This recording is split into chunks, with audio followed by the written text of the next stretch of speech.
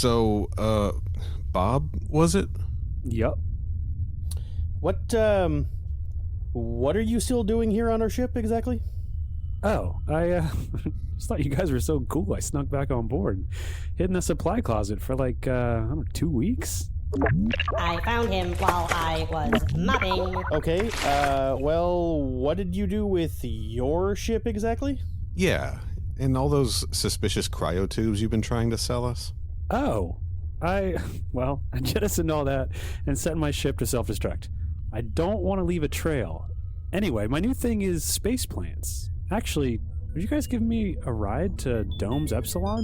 I need to pick up some space succulents for my girlfriend. Make sure you don't overwater them.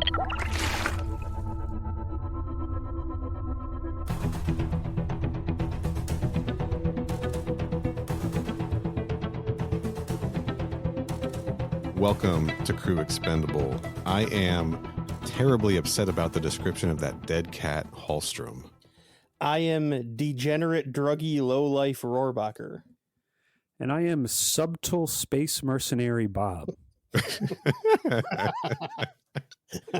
And we're just a bunch of hallucinogenic space plants tripping our way through the alien universe. Love it. I prepared this time. I actually wrote that down. Good work. You think there's going to be a big plot point in like the last half of this book? I mean, I'm hoping so, because otherwise, why did we spend so much time on it, you know? Oh, maybe the author just wanted us to know how cool he was and like into drugs and shit. Right? Maybe. There's kind of a lot of things he really dwells on when he's writing a description of something.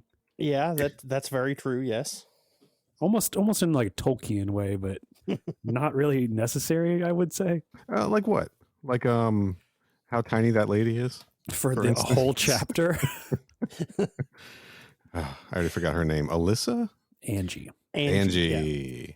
Alyssa, of course, is from Chasing Amy, the classic Kevin Smith movie that I'm not sure if it holds up today or not. You don't think it's a little problematic or anything?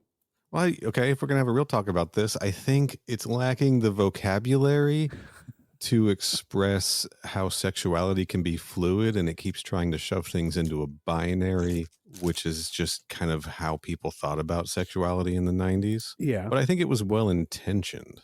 Sure. But yeah, I don't know enough about it to I don't know enough about that kind of stuff to make a judgment. I just the off the cuff thought of it is like probably not socially real great. Yeah, the off the cuff reaction is, why is this in the Criterion collection, right? But I don't know. It might be something there. Anyway, we're not here to talk about Chasing Amy. We're here to talk about the novel, the 2005 Michael Jan Friedman novel, Alien's Original Sin, a sequel to Alien Resurrection. I should specify, though, only the first half of the book. Sure, yes. This is part 1 of 2 because, guys, there's a lot of reading. Yeah, we tend to take forever when we do novels, so we decided to break them up in half. So anyone out there, if they're familiar with the book at all, or even if you're not and want to be, we're covering the prologue and then chapters 1 through 9 today. That's right. Before we get too far into this, listeners, if you're paying attention, you may notice that third voice. Our friend Bob from the Flock podcast, once again joining us for something Alien Resurrection related, just as a bit, I guess. You were just like, yeah, fuck it, I'll do all the Alien Resurrection stuff. I have a problem where I can't say no to people. Well, we've given you many opportunities. Like, we'll let you off the hook. Well, that's the thing. Here. Like, you could leave now if you wanted. As he pointed out, he can't say no, and I, as a bit, went, hey, Bob, want to be on all of the Resurrection episodes? And then since he can't say no, he's like, yes, I do. And so that's why he's here. But like, you could drop your plugs and peace out. Okay. If you want. Yeah, you can find me at theflock.com. That is actually the website. Hold on. We have a real website too. Hold on. The Flock Podcast. I don't know. Maybe it's not hosted there. Yeah, I don't know. We used to have a real website, but you can go to workatmydadslawfirm.com to find out information about the video game and other media adjacent podcasts that I do with friends and fellow Twitch streamers. X Metal Slime X and truly_Chet. Yeah. And you can also watch me on Twitch at twitch.tv/respectable street. There it is. You can, in fact, go to theflockpodcast.com. It does forward to your page. Okay, I didn't know if we were still hosting that. Or I don't know. I wonder who's paying for that, because it's not me. It's probably Dewey, right? Yeah, I would assume so. It probably Likely. is. Sorry, X Metal Slime X. I should use his proper name. I've been trying to make that a habit when I'm Twitch streaming.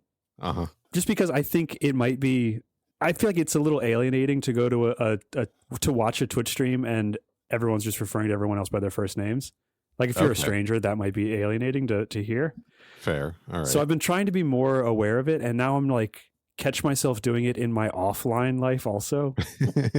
My feeling is that, like, and I'm calling both of you out with this, apparently, we should just have our names in whatever our online handles are so that it's clear who we are, right? I will never do that. I know. And I don't think either of you probably will. I have a personal brand that I need to maintain, all right?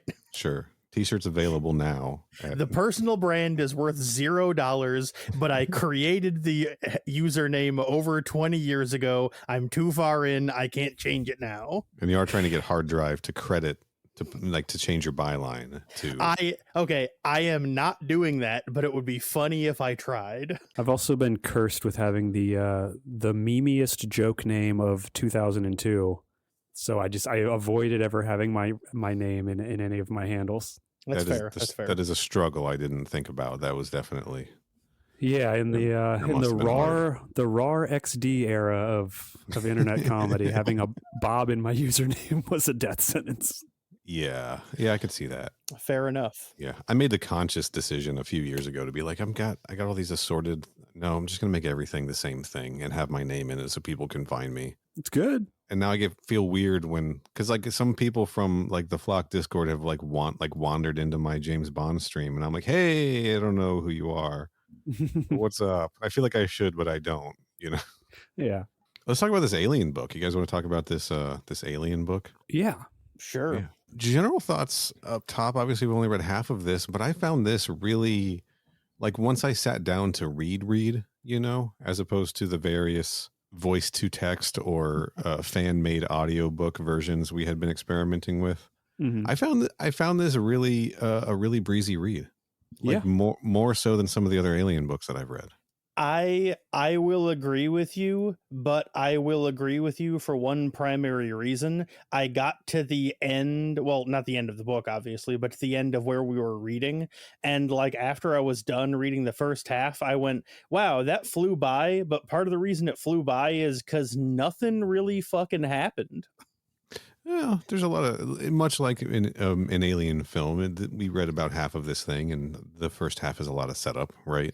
Yep, it sure is.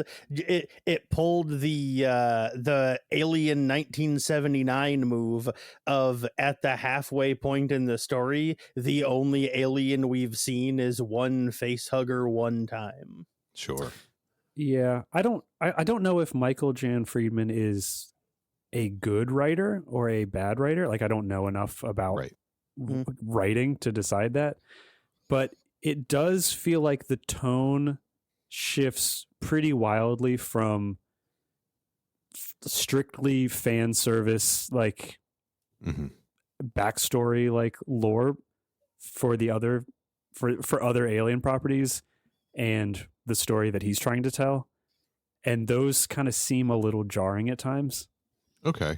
That was my read on it. Was like sometimes he will go into a lot of detail, like explaining something, like the part where he's talking about the what is it called, the band histories, the Morse yes book. Yeah, we'll touch on that, but he like goes into a lot of detail on that, and like that's interesting, but then also I don't know how I'm trying to explain this. It feels like he swings really hard from doing like Tolkien style like world building and then trying to tell like an action sequence that goes by a little too briefly. Like he spends a lot of time doing one and not the other. Sure, but then we also have entire chapters that are just action scenes. Also, That's what I'm saying. It's not okay, it's not consistent in what he's doing. It feels like it kind of jumps around. gotcha. Okay, like he's not. Yeah, I can kind of see that. I still found it. I didn't get bored reading it, and like here's like I had listened to various versions of this leading up to like chapter 6 or 7, I think. Mhm, mhm. And then last night I couldn't sleep, so I read chapters 7, 8, and 9. And then this afternoon, I read chapters 1 through 6. So but it went by really fast, and I was kind of like, damn, this is a really quick read. So I I'm probably only should have just done that, like not have messed with the audiobooks and such. Yeah, I'm it's fine. only doing the audiobook because I don't have access to a physical copy. So how long is the whole book? I can only give you approximate page numbers as Okay, an sure. ebook. My physical copy of it that I have starts on page 9 and it ends on page I'm about to look it up. Page I'm about to look at. That's not in the ebook. Kenny's going to count one by one. Yeah, 1, 2. Oh, sorry, 11, 12, 13. And it ends on page 277. Oh, so it's not very long at all. No, it's it's under 300 pages for the book. The ebook, so chapter 10 starts on page 128 of the digital version. So yeah, again, super breezy read. We'll hook you up with that ebook if you need it for the second half. Sure, yeah. I would like it also because the audio fan made audiobook I'm listening to has a lot of the fan made audiobook. Yeah. He did what he could and tried his best. I appreciate the effort. I really do. To sit down for 8 hours and read a book for free for the internet. Yes. Like, bravo. Okay, we're not here to throw shade, but it does make it a little more confusing. Sometimes when you hear things read, they don't line up with the way that you would read them yourself, right? Mm-hmm. That's correct. Okay. The biggest problem with Zack Snyder's Watchmen movie for me was when the characters would get the dialogue wrong because I read it differently. I'm taking a hard stance. That movie was fine. Okay. I also like it, so it's fine. Well, slow down. I didn't say I liked it. Anyway, I did, so we'll say that for our Zack Snyder podcast. No, I'm not doing one of those. Did you guys see the Snyder cut? Let's talk about it. I did, but I don't want to talk about it. It's the only version of it I've seen, so I don't. Mine too. I did not watch the original version. Well, fuck it. I'll say it. I've seen both versions. The Snyder cut's better. The worst thing about it is it needed to be 4 hours in order to be a good movie. Like that's kind of an inherent problem when shit has to be that long in order to be like, okay, no, this is good. Like we gotta edit again, people. Like the world just needs to learn how to edit. Scorsese, I'm looking at you. Anyway. Aren't his movies getting longer and longer? Like everyone comes out, it's like a half hour longer than the previous one. I guess. I don't know. I really have trouble sitting through if it's over 2 hours, I'm breaking it up into 2 nights of watching it. Yeah, same here. All right, let's talk about the Aliens book that we're here to talk about. Original Sin. Again, written in 2005. That was surprising. Yeah. I thought that this must have come out like a year or two after Alien Resurrection, right? Yeah. But 2005, that is a long time. This is the first book published by DH Press in the Alien series. And as we mentioned, this was written by Michael Jan Friedman, who also co-wrote a Predator novel or a short story. Predator novel called Predator Flesh and Blood, which he wrote that with Robert Greenberger. So I think the way that we're going to talk about this first half, there's basically 2 threads, right? There is the crew of the Betty and their shenanigans, right? Mm-hmm. And then there is a botanical colony called Domes Epsilon and some events unfolding there that if I'm going to make a bold prediction here, these 2 plot threads will collide in the second half of the book. What? But for now, I think we should just talk about them separately instead of flip-flopping back and forth like we do intermittently in the chapters. Sure. So let's talk about what's going on with our crew of the Betty. I guess we'll start in the prologue, which is really just them on Earth, right? Immediately after the events of Alien Resurrection. It's just Cole, Ripley, Joner, and Vries. are survivors of the movie. And like the prologue, they're just sort of like figuring out what to do next. There's not really anything there. I think it's just setting us up for, The prologue I wish wasn't there. Yeah. Only because it fucked me up for the first 3 chapters of the book. Because it happened so much earlier than everything Well, not only else. that it happened so much earlier, but I don't think it specifically says that Byzantium, yeah. Yes. I don't think it specifically says Byzantium Station is a space station for a while. So when the prologue opens and they're on Earth, and then it goes right into chapter 1, I assumed they were still on Earth, and all of this was happening on like post-apocalyptic Earth. Right, because we don't really. I mean, we hear them talking about haulers, like space haulers, but that doesn't mean anything. I mean, they could exist on Earth also. Sure, it's not until we meet the captain, right, or the new pilot, whose name escapes me just now. I believe the pilot is Bolero. Bolero, yes, yeah. Not until we meet Bolero and she's talking to the dork that we realize that they're in space. Yeah, that's fair. I didn't know how much time had passed, right? I think at one point they say a few years. Yeah, that's correct. It's all of this stuff where it's like, I feel like kind of big things about the plot you need to know, but that are breezed over, and then how tall people are is dwelled on a lot more. I think we should let's knock out because we've got the four survivors from Alien Resurrection are still on the Betty. Ripley is captain. Yes. Joner, Vreese, and Call are there, but we've got new crew members as well. We've got Bolero, as you guys said, who's the new pilot.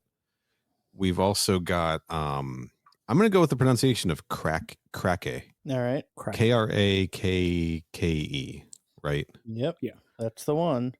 And I believe he is the guy that works in the armory. Yeah, he's like more. He's like weapons and like more of a bruiser. He's kind of with Joner in the brawl that's about to break out, right? Mm-hmm. He's muscle, but really like just super into guns. And I believe Krake is also the guy who, for whatever reason, is completely mute and never talks. Yeah, he doesn't speak, at least so far in the book. And then the third guy is Rama, who I believe is an engineer. Believe they say. Yeah, like an engineer, maybe mechanic, right? Works with Bolero, keeping the ship up and running. I'm assuming Rama is going to die because of how little Rama does. Yeah, I'm assuming he's a red shirt Star Trek crewman. That's fair. That's fair. Yeah, he's probably gonna get picked off early once this stuff happens, right? And then I predict Krake will have kind of a heroic death, right? I bet we lose. I bet we lose Bolero. I bet we lose all the new people. I would assume all three of them. All three of them. I bet all three of them are there just to die. That's our main crew. And as we are introduced to all of these people, it is at, as you said, Byzantium Station, where Joner and Vreese and Krake are starting a fight with a bunch of cargo haulers.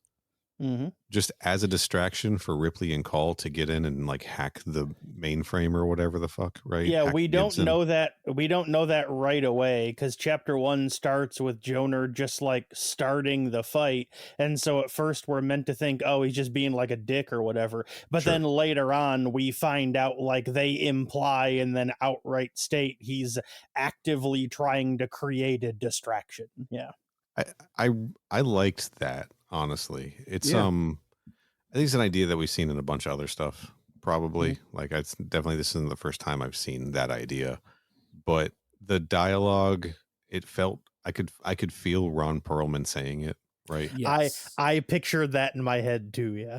Yeah. Like when he flicks his cigar at the guy, I was like, oh yeah, I can picture Ron Perlman doing that in my head right now. And he's just asking the guy, like, hey, where can I get my face caved in like yours? Because the guy he's picking a fight with has a flat nose, I guess, from getting his face punched a bunch. Is the implication. Presumably. Right? Yeah. Yeah, presumably. I pictured Marv from Sin City. Good pull. Yeah. You know? Something that bothered me, maybe even about just the whole first 6 or 7 chapters. It's most of what we read. Yeah. I know, but they really don't tell you why they're doing anything. No, we have no idea what the fuck they're doing. We know they're stealing some kind of data. Like, even after getting through the first half of the book, we know that they're doing it to steal data, but still, to the point in the book where we are, we still haven't figured out why or what it is they're trying to do with it. Which it makes it just a little confusing to listen to, because you're not, I mean, it would be one thing if they set out, like, I guess it might sound cheesy to be like, up front, we're trying to find data on who invented the aliens or whatever, you know what I mean? Oh, yeah, right. Whatever it is they're looking for, yeah. But it's the storytelling they're using. Like, for this opening, it's cool that they don't tell you why they're starting the fight. They just are starting a fight, and then it cuts to Call and Ripley doing their thing. And then you kind of like learn from context clues what's happening. But I feel like that rhythm keeps happening where you're just learning from context clues what's happening the entire time. And all of the crew knows what they're doing, but you as the reader is kind of in the dark about it. And it's almost, it's like a little confusing at times.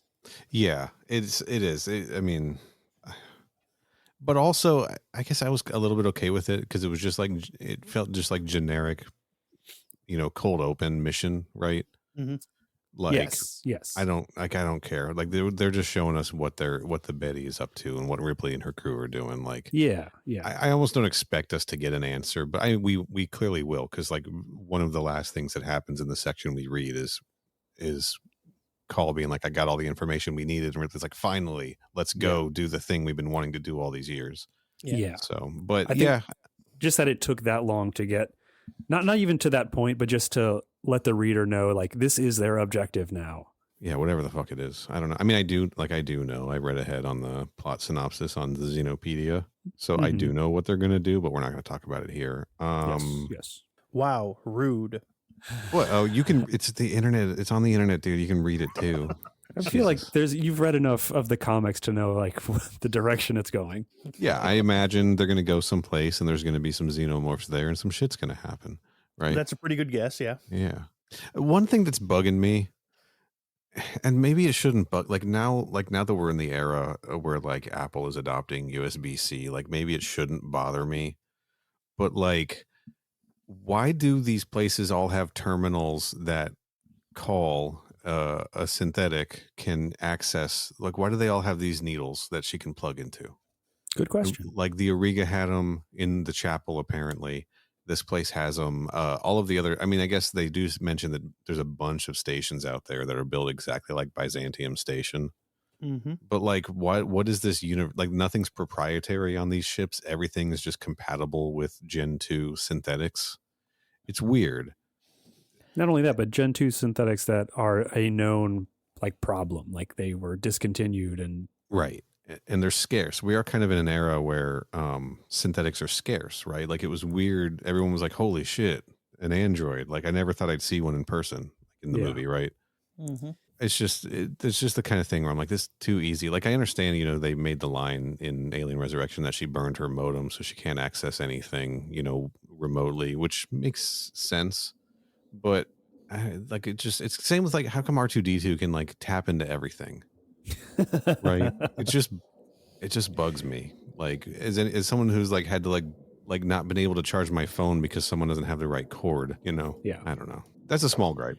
The main thing I was thinking about when it comes to like, Call hooking up to the ports and everything, is how they once again show her removing the mole from the arm and pulling out like the string to put the needle in. Right. But like, after she pulls the needle out, how does she get that wet string back into the hole in her arm? I was thinking the same exact fucking thing. I was like, there's no way you can stuff that thing back in easily. Yeah. There's no way you can really like feed or weave that thing back in. Like maybe it's like a pull cord and like she just tugs it in and it wraps back in.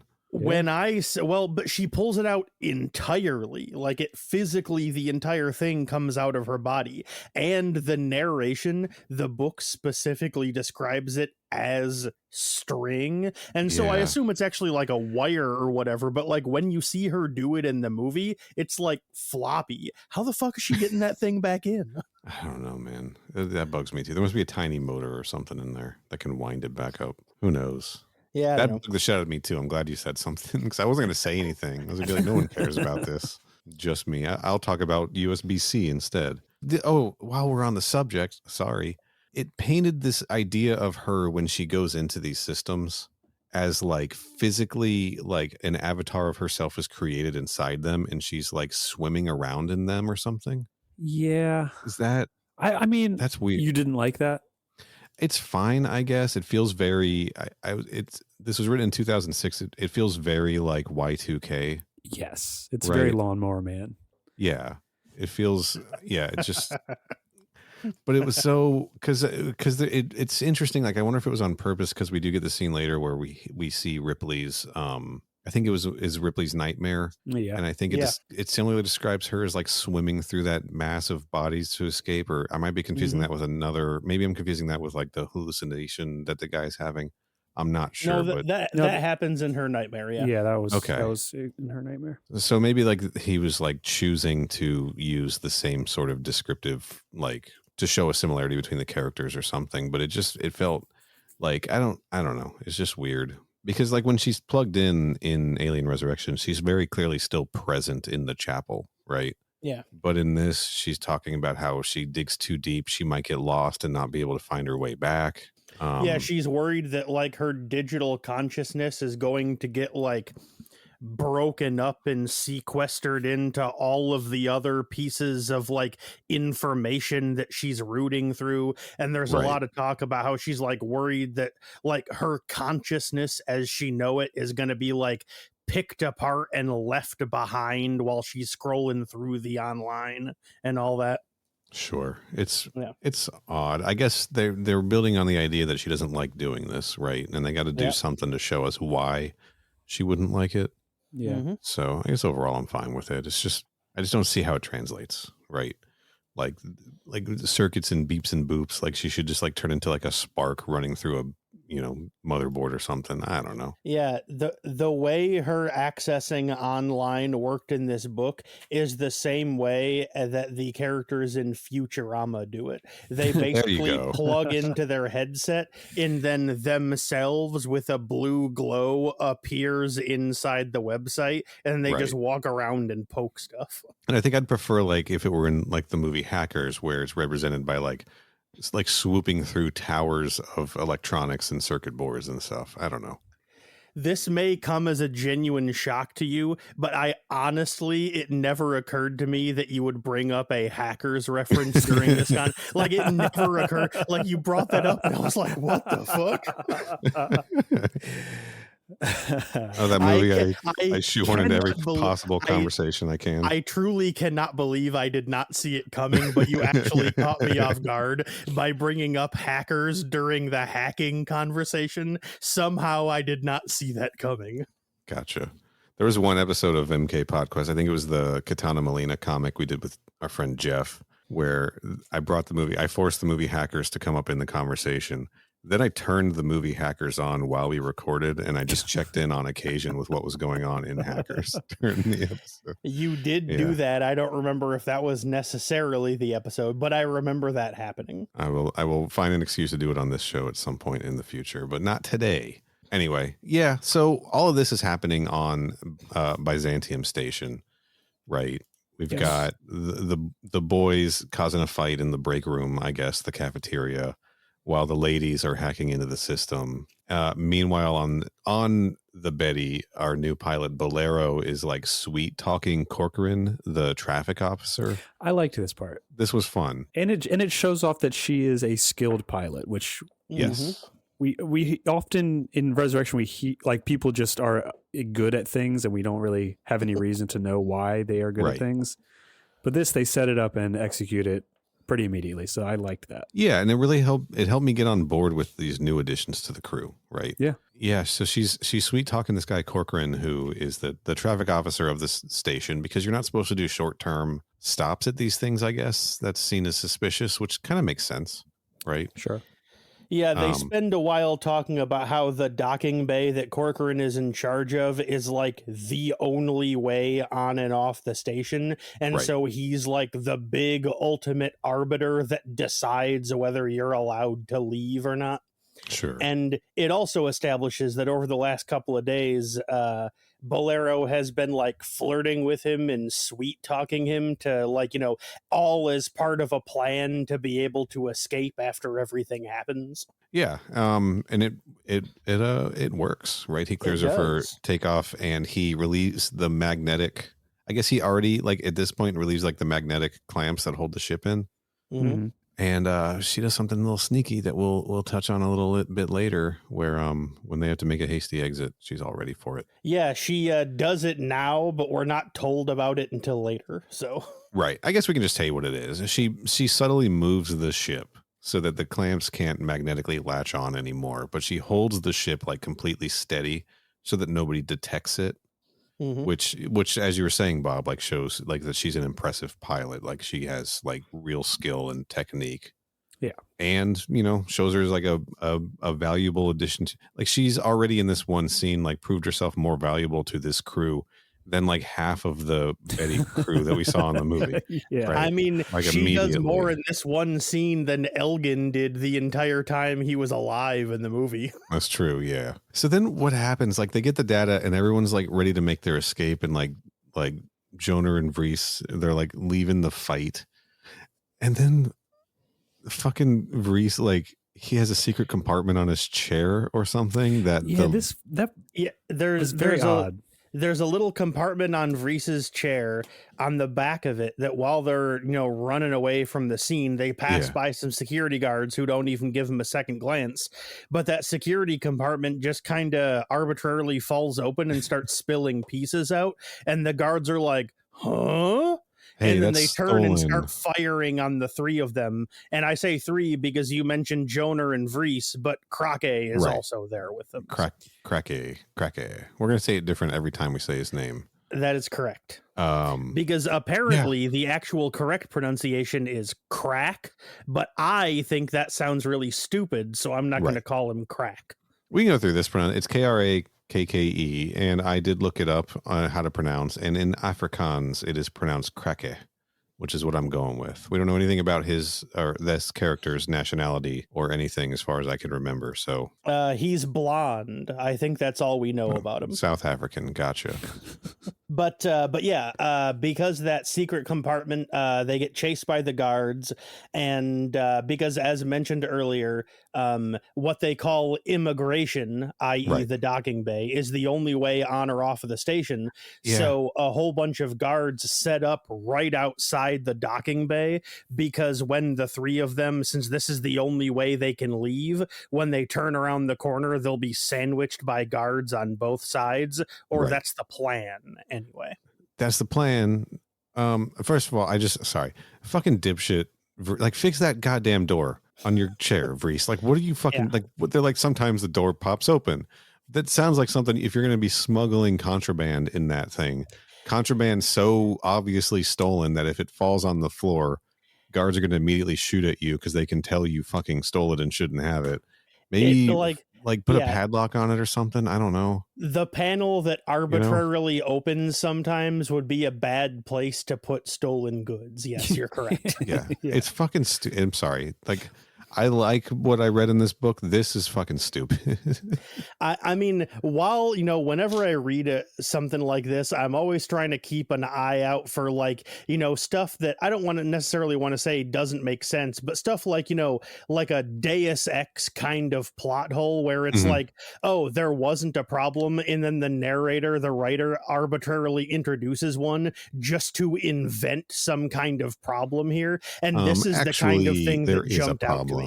Yeah, this is the kind of thing that jumped out to me. It's like, in real life, that kind of thing wouldn't happen, because if he had a secret smuggling hatch that arbitrarily sometimes would just randomly open up, that would happen once, and then they would fix it. They wouldn't let it just. Yeah, that's stupid. Like, if I don't know, maybe it could have been an accident. Maybe he bumped something and it opened the door, not just like, sometimes it happens, and then we have to run real fast. Yeah. Or anyway. It's like, maybe rather than having it hidden away in a secret compartment that randomly opens sometimes, maybe he was just like holding it, or it was on his lap, or somebody other than Vries had it and it fell out of their pocket or whatever. Right. Something. But anything. This was doesn't matter. Anyway. Yeah. So so they are sort of cut off from immigration by guards, except that they're not really, because Ripley kicks the shit out of a bunch of dudes. She sure does. Yeah. Yeah, this book, she hasn't said a whole lot in the book so far, right? Mhm. She's kind of like, I think she said less than Elgin did as captain of the Betty in Alien Resurrection so far, right? But this book is really leaning on her being like they talk about her going hunting and stuff, right? Oh yeah, she straight up becomes a xenomorph at one point in Like, this book. they're- Not like literally, but like she takes on the role of the Yes. xenomorph from other movies, like in this silently book. stalking and dudes murdering stuff. people. Yeah, Right. Yeah. Like but they're really leaning into her. Like he's describing her head tilts and her this and that. And like, but yeah, she beats the shit out of some guards. And I guess while beating the shit out of the guards and making this hasty escape, this is when our last sort of our unofficial Betty crew member shows up. Right. Mhm. Yeah, this is the scene we're introduced to the last major Betty crew member, a guy by the name of Simone, I guess it would be pronounced. And we don't yet know who he is, but he clearly knows who Ripley is. Yes. And after her and Call beat up the guards and run into immigration, he makes the genius decision of following them in. Right. So this was a little confusing to me. It was confusing to me too. The timeline didn't really work out, but This is going to be a recurring thing of me saying this was confusing to yeah, me. that's fine. But wasn't already tracking them, or was he? I don't. Did he just happen to coincidentally be at the same station as them at the exact same time? My understanding is that yes, it was a coincidence, because when we get his internal narration of seeing Ripley, he's like, oh, what? I can't believe it. I never expected to see her here. I thought she'd be absolutely on the other side of the galaxy or whatever. Right. Okay. What a scoop, right? Yeah. And then he He gets on the runs ship. after them. Yeah. And this is what was confusing to me. He runs into the ship, and we catch that Bolero sees him like run into the ship really fast, and then he hides. And she's like, "Well, I can't do anything about it because they're almost here. They'll be here in 30 seconds." But then while he's hiding, I guess Rama comes out and is like, "You got last chance to get off of here." And Rama's definitely hanging out for more than 30 seconds. And then the book's like, it's like, as soon as he came in, the other people ran, and it was time to go. Like the time just doesn't work out. Like there wasn't enough time for him to get on the thing and hide and have that conversation with Rama, and Rama to go away, and then Ripley and Call and everybody else to get on board. But who cares? I guess. I thought they had that conversation after they had left. Well, they did have they had another conversation with him after they left. Oh, yes. But this was just the Yeah, immediate. this is the one where he's first climbing into the hiding spot, which does explicitly happen before everyone else gets on the ship, where he puts his foot behind his other foot and backs himself in. Yeah, that is correct. Yes. And it all I had to do was not have that scene where Rama's like, "Hey, this is your last chance to leave. We know you're in here somewhere." Like if they just didn't have that. Yeah, and they didn't even need it because they had already established like Bolero saw him run up the deck of the ship and like into the cargo bay. So we didn't need her to be like, oh, there's a guy in there. And then 45 seconds later have another conversation where the only narrative point is telling us, oh, there's a guy in there. It's like, yeah, we already knew that. Yeah. I think it is fun that they just knew he was there and just fucked with him. Yes. Yeah. But yeah, like you said, right after that, everyone else clambers onto the ship, and then Bolero once again proves how skillful and excellent of a pilot she is by basically drifting the ship right underneath like the closing door where there's just barely like enough room to get the ship out. She manages to pull it off. This was a nice I liked this too, where again Corcoran is telling her like, you got to stop, you can't, they're closing the doors, or the doors, he's closing the doors, and she's telling him to open them, and he's like, I can't let you out, and she's like, well, okay, we planted explosives, we got an itchy trigger finger, she bluffs, she's bluffing him, and he's like, fuck it, fine. He's still kind of doing it because he's in there. Well, she bluffs that they have explosives, and then he's like, what, you wouldn't do that. And then she gets on the call to Jonah, and she's like, hey, those explosives ready? And he's like, of course they are.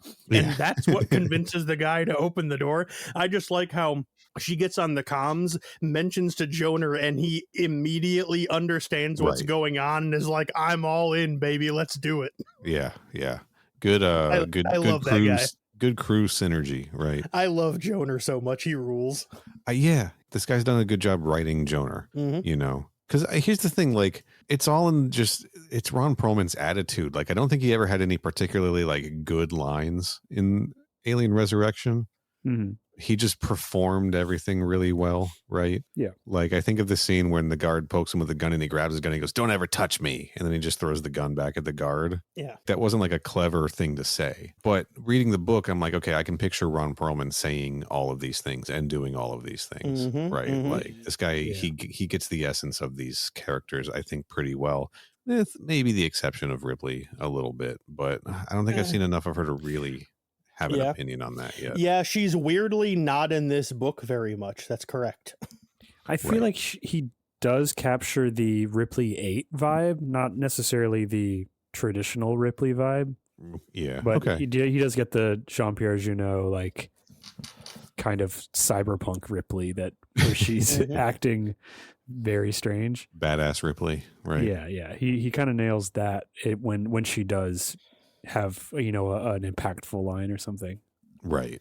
Which mostly she says a lot of things like "let him go" and "leave him alone" and that kind of stuff. Speaking, go ahead. Yeah. Oh, what's interesting is that he does seem to be trying to inject old Ripley into Ripley 8, right? Like we hear about Amanda in this, you know. We do. That's correct. Yeah. We not hear until a little bit later, but yeah. Yeah. But I don't know how successful it is for me yet. I guess we'll see how the rest of the, and I don't know, like, almost like Call is the main heroine in this, right? So far, I would argue she might be the main character of the book. Yeah. Interesting choice.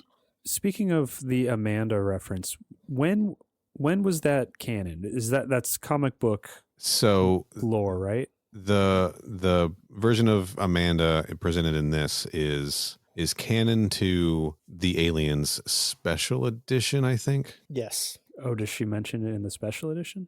Yeah, and not all of this information, I don't think, like, not the stuff about her being a journalist and things like that, but that she died at 50, you know, while Ripley was in hypersleep and all of that stuff. Yeah, like that was all in there. I'm not even sure. I'm trying to pull all the Amanda lore we learned from the Isolation novel, Kenny. Well, that was also written like 9 years after this and part of a different canon than this book was a part of. So this book and that book aren't necessarily canon to each other. So, but it didn't really. Isn't there a comic story where she is in a relationship with Dallas? Where Amanda Ripley is? No. Where Ellen is. Ellen Ripley is. Yeah, that was kind of implied in the Isolation novel. Okay. Because it was also implied in like cut scenes from the original movie as well. It was also implied in the movie. Yeah. But yeah, they definitely had a relationship of some sort in the Isolation novel, Ellen and Dallas. But Dallas isn't like her dad. Like, she was already born. Okay. You know? My assumption was that was the offspring. No, he was just like, Uncle Dallas, right? Okay. But just to touch on, I know we're not there yet. This is probably infuriating for people who are listening, because we're not telling them what the Amanda stuff is yet. But I don't think that the stuff in Isolation contradicted what we saw in Aliens in the special edition, right? So, like, both versions are true. Like, this adds things to it that weren't in that. The only thing we're told about, or the only things we're told about Amanda in Aliens special edition is her existence, first off, because she's not mentioned at all in the first one. The existence of Amanda was invented for Aliens, but we're told how old she was when she died, and that she died of cancer, and that she died without ever seeing Ellen again. Right. Those are the only things we ever find out. Well, actually, I think we're also told that she got married but didn't have any kids. But I believe that's all of the info we're ever given about her in the special edition of Aliens. Yeah, and there's a cut scene from Aliens where Ripley actually speaks to an old Amanda isn't dead, and she actually speaks to like old lady Amanda, who's like, "You're supposed to be home for my birthday, and you weren't, and I'm still mad at you, even though I'm like 70." And if I recall correctly, I believe it was played by Sigourney Weaver's mom. Yes, it was. That is Ooh. correct. Yeah. Yeah. All right. That makes it a good scene. I'm sorry I was talking shit about it. All right, let's But yeah, like you said, we're not there yet. So no, but we will be very shortly, because again, not a whole lot happens. The next thing that happens is that they're in space, and Simone's hiding spot is opened up by Joner, who pulls him out and proceeds to extremely hard threaten him. Yes. By beating him up or killing him, or I believe he says he's going to rip off his arms at one point. Yes, and then throughout this, they keep referring to Joner as the Ape Man.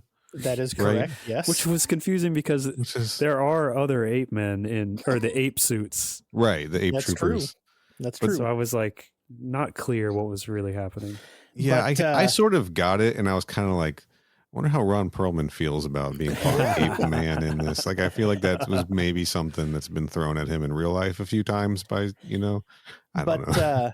Something happens here in this scene that it doesn't happen a lot, but I've seen this thing happen in games or movies or, other stuff like not related to Alien. Like I said, I don't see it very often, but I've seen it often enough that every time it comes up, it pisses me off. So basically the setup is Joner pulls Simone out of the hiding spot. Everyone's gathered around, and Ripley's like, "Who are you?" And Simone's basically like, "I'm not saying anything." And then Ripley goes, "You have 10 seconds or we're throwing you off of the ship." And he goes, "I'm not saying anything," and then waits 10 seconds. And then Ripley goes, "All right, Joner, throw him off the ship." And then Joner goes to throw him off the ship. And then after that, Simone goes, "No, wait, I'll answer your question. I'll tell you everything." And it's like, it's too fucking late, man. You said, she said, you were given 10 seconds. You waited the 10 seconds and didn't say anything.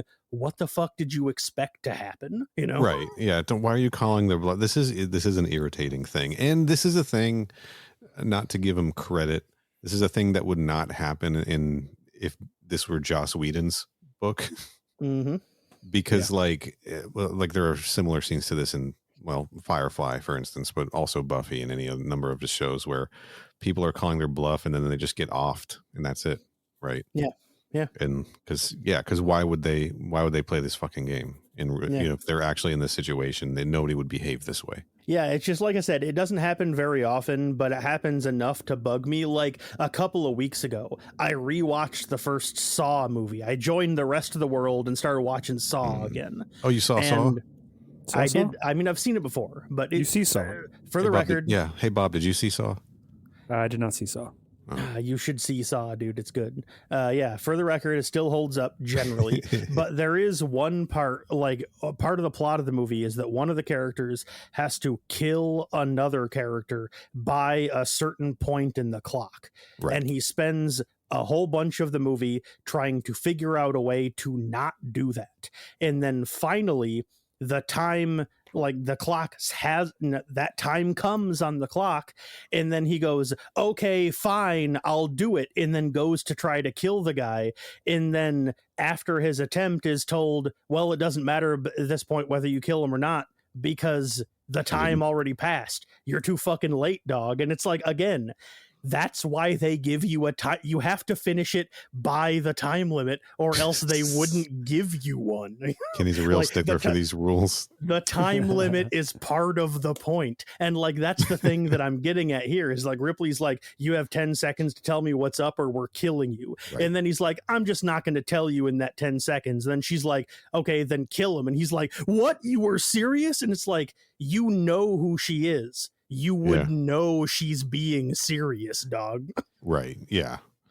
So, hope I'm never in a Saw situation with you, because you're just gonna fucking mousetrap my head in the first 10 minutes. No way, dude. If I'm ever stuck in a jigsaw trap, first thing I'm doing, killing myself, baby. Okay. You're just not dealing with like, it. absolutely not. This is not worth it to me. But what if they're like, if you take your own life, then we will kill these babies, Oh, right? Because that's the sadistic. I don't know. All right, I don't know. Okay. I'd have to think about it some, I suppose. gotcha. But also, really weigh the options. were you the kid in school when like the teacher was like, "Okay, pencils down"? Were you the one who was like, "Hey, he didn't put his pencil down, teacher. Nope, I The was not. time is up." I was not. You weren't a little narc, little telltale? No, because the difference between that and this is that this is, again, like the thing with the hatch that arbitrarily opens sometimes. This is inventing fake rules just for the drama of the situation that don't actually make sense in the world of what it is that we're seeing. That's why it bothers me. Okay, that's fair. Yeah. Inventing fake rules to create drama and sharks. All right, let's move on. Well, those are not the only things, but Okay. Bob, were you a tattletale in elementary school? Hell no. I was the one doing the bad activities. Do we find out that Rice is fucking Bolero at this point? She did. She mentions that because like there was that exchange where she's checking out all the cameras and they've got a camera hidden somewhere where maybe they shouldn't, like on board the station, and she's like, that must have been Rice's work. He's good with his hands. I should know. Yeah. Right. We did get that. Yeah. Oh, yeah, you know what? But that's just vague enough that it could mean a couple of different things if you want to allow it to. But the actual scene you're probably referring to has not happened yet. Okay, because I wrote down it in my chapter 3 notes. Bolero fucks Vreese ? Yeah, that's where she was. That's where she made the good with his hands line. Yeah. Okay, we find out later what that means. Yeah, we don't necessarily know. They may not be fucking. Also, I hated that. I hated it so much. We'll get to it. But I hated it. We're not that far away from it. So anyway, like I said, Joner picks up Simone and shoves, like literally actually does fully shove him into a waste disposal tube. Right. He's like in there going to launch him out into space. He's like actually in there. And he's yelling, I'm a journalist. But yeah, he starts screaming and carrying on and crying about how he's a journalist. And so Ripley's like, wait, hold on, Joner, let him go. And then Joner's like, what did you just say to me? Joner's like, fake news, mainstream media, etc. But he lets him out, right? He does let him out. And then this is the scene that I believe it was Bob, you're the one that I think that mentioned it earlier, where they're talking about like the banned history books and stuff. This is the scene where Simone talks about it. He specifically says, you're the Ellen Ripley in Morse and other banned histories. Sure. And I'd like to take a moment just to say the book wasn't called Morse, it was called Space Beast. But the author of the book is Robert Morse, survivor of the events on Fury 161. The only survivor from Alien 3. Only survivor, but in the book, Morse is italicized as if it is the name of the book. He says in Morse, not by Morse, and I'm like, the name of the book is Space Beast, not Morse. But whatever. But like you've seen Good Will Hunting, like that's how these like guys talk about all the books they've read. If you've read Proust, right? Like they reference the author as the text, just to show how smart they are. And this guy was chewing, but yes, you made a good point. Yeah.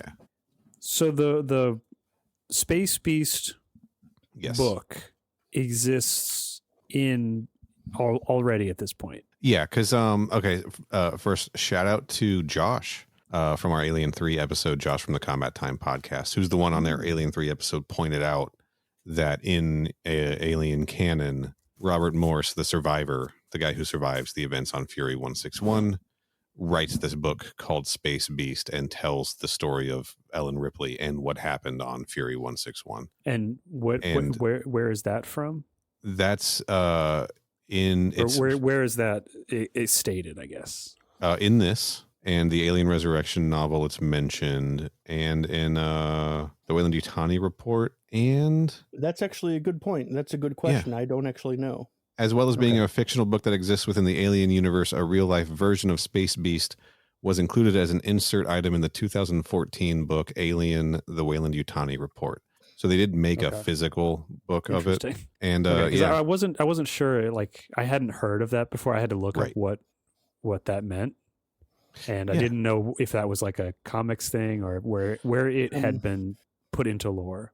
It seems to be a thing that gets mentioned in novels, and it's just sort of like extended, like periphery, right? Okay. Yep. Because I was wondering, you would think that Weyland-Yutani or whatever powers that existed would try to keep, because they cover up everything that happened on LV-426, and they like seemingly do a good job of trying to cover things up. So I was curious as like how people are recognizing Ripley so easily, especially Call in Resurrection. Right. And how Simone is like, oh, that's Ellen Ripley. Like I'm writing a article about her. It was in Simone's specific case. The implication is that despite Space Beast being banned, he still somehow managed to find and read a copy of it. And so the implication is that that's how he knows about Ripley. And so I guess maybe by extension, that's also how Call knows, maybe. Yes. Because I think at one point it's mentioned that Call knows about her because she read about her. And so presumably she's also read Space Beast, but I don't know. So I'm going to pull right from the Xenopedia here. I think we've got like an anarchist cookbook situation on our hands, right? Yeah. It says, owing to the highly sensitive nature of the material, despite its crudely written nature, the book, Space Beast, was almost immediately banned.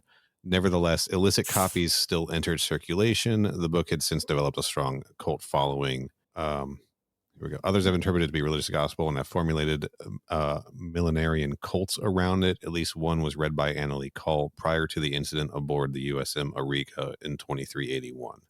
So it's in universe canon that like this book exists. It's banned. It still circulates because, like, I mean, information is free, right? Hack the planet. Everyone watch hackers. Yeah, and the fact that Call read it is specifically stated in the novelization of Resurrection. Yeah, which is not it's close enough, right, to canon that we can count that. It's fine. I liked this as a reference, but like I like the idea that there's been legends passed around about Ripley. This book existing in universe is cool, right? And sure, yeah. But this book, like this book, Original Sin, is really like mythologizing Ripley at this point. And I don't know, like he talks like Simony is going to talk about her like she's a fucking legend and all of this stuff. Yeah. And it feels a little meta, right? Yes. Like referring to, like, I guess that's why you make a sequel to Alien Resurrection in 2006 is because you want to tell a Ripley story, right? Yeah. Because you think that you have to. But I'm not convinced that this book had to be the Betty and had to be Ellen Ripley yet. It almost feels like it's just doing this because it wants Ripley's role to be more important than maybe it actually is in the grand scheme of things. I don't know. Also, there's something else about this moment that I'd like to ask that is like, this might genuinely just me like having missed some item that explains it, or like I didn't catch it or forgot it or didn't hear it or whatever. Right. But why is Simone surprised to find that Ellen is here as opposed to being alive at all? Like, is the events of Resurrection, like the stuff that happened on the Auriga, is that like public knowledge now or something? Like, how would, like, if he read Space Beast and knows that she died, right, how is he not surprised to find her alive like 200 years later? So the only thing that I could put together for that, because I had the same thought, and the only way I could justify it in my head is it was probably a big deal to know that the Auriga was destroyed. Right. Yeah. And Ripley is seemingly like positive that they are going to come after her because they know that she's still out there. So my only guess is that kind of like rumor, hearsay, kind of, Ripley 8 is alive. She crashed the Auriga. She's still out there. Might be like an urban legend in space among pirates. He's also a journalist, and like this is somehow his beat, right? Yeah. So that's kind of what I just chalked it up to. I didn't really think about it any further than he probably just knew because he got some like anonymous tip that she was still alive. it might be, Or like at some point he had heard a story about like, secret experiments they were doing on the Auriga, and then he just put it together that it's like, oh, they brought her back to life. and the Betty's been knocking over a bunch of these space stations, right? Mm-hmm. So maybe they've been leaving a trail that he's kind of been following. Who knows? Maybe he just got lucky, right? I don't know. I guess we'll keep an eye out. If we missed it, mother@crewexpendable.net. If it hasn't happened yet in the book, because we've only gone through chapter 9, don't email us. We'll find it next time. That's right. That's right. Also, I would like to say that I really, really didn't like the line about when they put him in the waste disposal tube and they're going to shoot him out into space. Yeah. The author makes a description of comparing him to an overripe zit. Mm-hmm. Sure does. I really didn't like that. He also describes someone as almost shitting their pants in this book. Like that also happened. Yeah. Man, he's been hanging out with the crew of the Betty too long. You know what I'm saying? He's got a little rough around the edges, this guy. But yeah. My designation was almost guy who almost shit his pants all true. Oh, mine was almost going to be ship's dog in reference to my designation of ship's cat on the Alien episode. Oh, yeah, but I thought degenerate druggy was funnier, so that's what I went with. Accurate to real life too. That's right. I love to do drugs. That's correct. Tylenol, Pepto-Bismol. But yeah, like I said, we're on the Betty.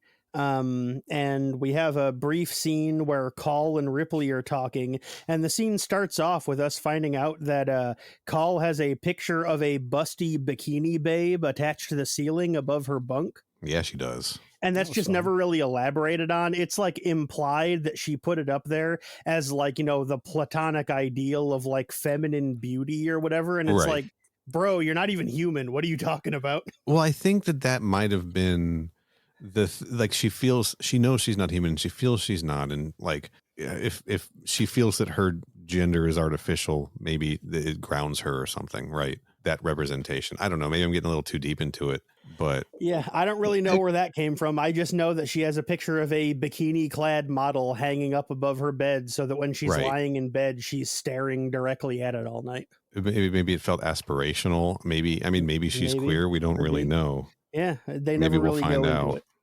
But like I said, what do you think, Bob? How do you feel about? Can you weigh in on this? I listened to this chapter a couple times because it's kind of a lot happens in it. Sure. The first time I thought that she was laying in someone else's bunk. Right. That was just my first like knee jerk reaction of like, it seems like a crass thing that like a Johnner would do. Yeah. I will say that they do establish that Call, Ripley, and Bolero are all bunked up in the same room together, just for the record. Yeah. Yeah. So that was just my first reaction was like, that is maybe what's going on, but I don't know. Maybe she's into that. They never really expand on it. No, it does. And because of that, maybe it feels like a weird inclusion, but this was like 2006. I think we were like, there was still a lot of like fetishization of lesbians, right? Yeah. Yeah. There sure were. And not, I don't know. Yeah. But, let's get back to those days. Am I right? Neil's taking a hard line stance.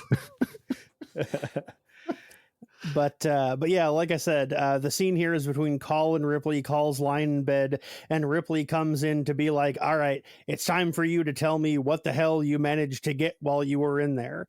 And she's like, Ripley, you're such a dick, Ripley. You're being so mean to me. She's like, baby, I got everything. And Ripley's like, you got everything. And she's like, I got everything. Apparently, they were looking for what is implied to be a specific set of coordinates, and she managed to find it in that data because they say that now that she's gotten the information, they're never going to have to do this again. Right. Yeah. I want to build on a little bit because Ripley was pretty short with her back on the Byzantium, where she's like, are you done yet? Right. And we know that Call was getting everything at that point in time. Right. So maybe it took a little longer. But she calls Ripley out for being a jerk, And Yeah. Ripley's kind of dismissed, like, oh, do you feel underappreciated? And Call's like, yeah, I do. By the way, I got everything we need. You're Also, welcome, you know. Just a side note, this is like, I think that's chapter 6 where that happens. Something like that. Yep, chapter 6, yeah.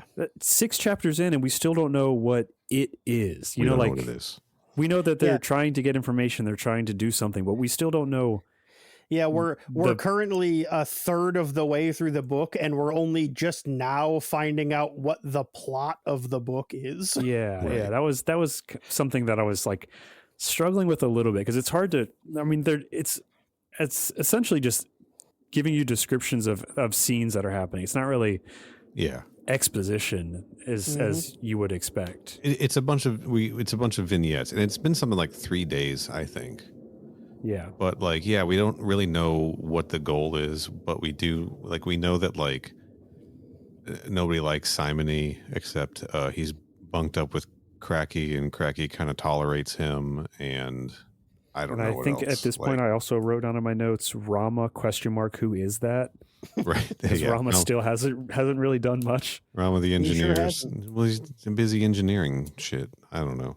Yeah, and at some point, I guess it must be around here, right, where Cole like pulls Simony aside, and she's like, "Hey, hey, journalist," right?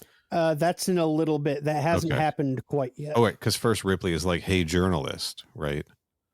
Well, actually, before that is the scene that Bob just intimated about, where Simone is down in the armory just kind of monologuing to Crockett while he's like putting guns together. Oh yeah, Right. And while he's monologuing to himself out loud, he kind of slowly pieces together on his own that they were there to heist information. And he's Right. like, what kind of information would Ripley be looking for? Information about xenomorphs. Aha! Yeah, and he's like saying all this. This was a clever scene because we hear the ka-chunk of Crockett like assembling these shock rifles, right? yeah. Cleaning and assembling these barrels, and then when he's like, I think she's looking for some kind of information that only Ellen Ripley would care about, which must be about the aliens she's been fighting her whole life. Again, mythologizing the Ripley character even further. Because let's say, okay, as a reminder, Nostromo event happens. She's in hypersleep for 57 years. She wakes up, and in a matter of months, she's deployed to LV-426 with the Marines. And after that situation plays out over a couple of days, she's then immediately on the Fury 161, where that plays out over a couple of days. She hasn't been fighting xenomorphs her whole life, right? And she's also dead. And It's she's also not- dead. Yeah. It's not even her. It's a clone. Yeah. But this is, again, I think just, you could say like in universe, maybe this is just the legend of Ellen Ripley, like, Sure. you know, again, tales told over, you know, literal centuries at this point, apparently. Ellen Ripley's Crazy Week. But he's like, oh, it must be information about xenomorphs. And then Cracky like fucks up part of the assembly. Like he like, it like shocks him. Like, you know what I'm saying? Yeah, he breaks. Yeah, it. He's like, oh, you gave it doesn't away. Put the pieces together correctly, and he's like, ooh. Right. I'm on to something here. You have a tell, Cracky. Let's play poker later. Which actually is the next thing that happens. Yeah, that is a poker game. This pissed me off. I thought it was extremely stupid. It's Call, Joner, Vreese, and Rama are all playing poker. Yeah. There's a brief mention of the shopping channel that That's I right. went on record about how much I loved in the original movie. Yeah, it says that he's Joner got has addiction. Joner has a shopping channel addiction he has to maintain or something like that. Well, actually, I forgot about that reference. It's referenced a second time during this scene because they're damn. playing poker, and the narration says that Call bought the poker chips. They're like real, genuine poker chips that she bought off of the shopping channel like hilarious. some years ago, and I was like, hell yeah. But anyway, the four It's of them are playing. wild. Sorry, we're going to go Good. back to the model of like live TV and television shopping in the future, isn't it? Like the streaming bubble is going to burst, and everyone's going to go back to like rabbit ears. That's right. Yeah. But yeah, the four of them are playing poker, and then while they're just playing poker, Simone just like walks in and just like leans up against the wall to just like watch them playing poker. Yeah. And then everything's fine for a second. And then suddenly Joner jumps up and grabs Simone and starts like slamming him up against the wall, being like, are you looking at my fucking cards? Are you cheating and spying on my cards? And I was like, what the fuck is wrong with you, dude? This is that's not too far out of character for Joner, because he would be that kind of psycho, just like just snap. Yeah. But this is dumb. It's dumb, yes. And then Ripley comes in and she's like, leave him alone, right? And he like walks off. And then they're like, well, I guess the game is over.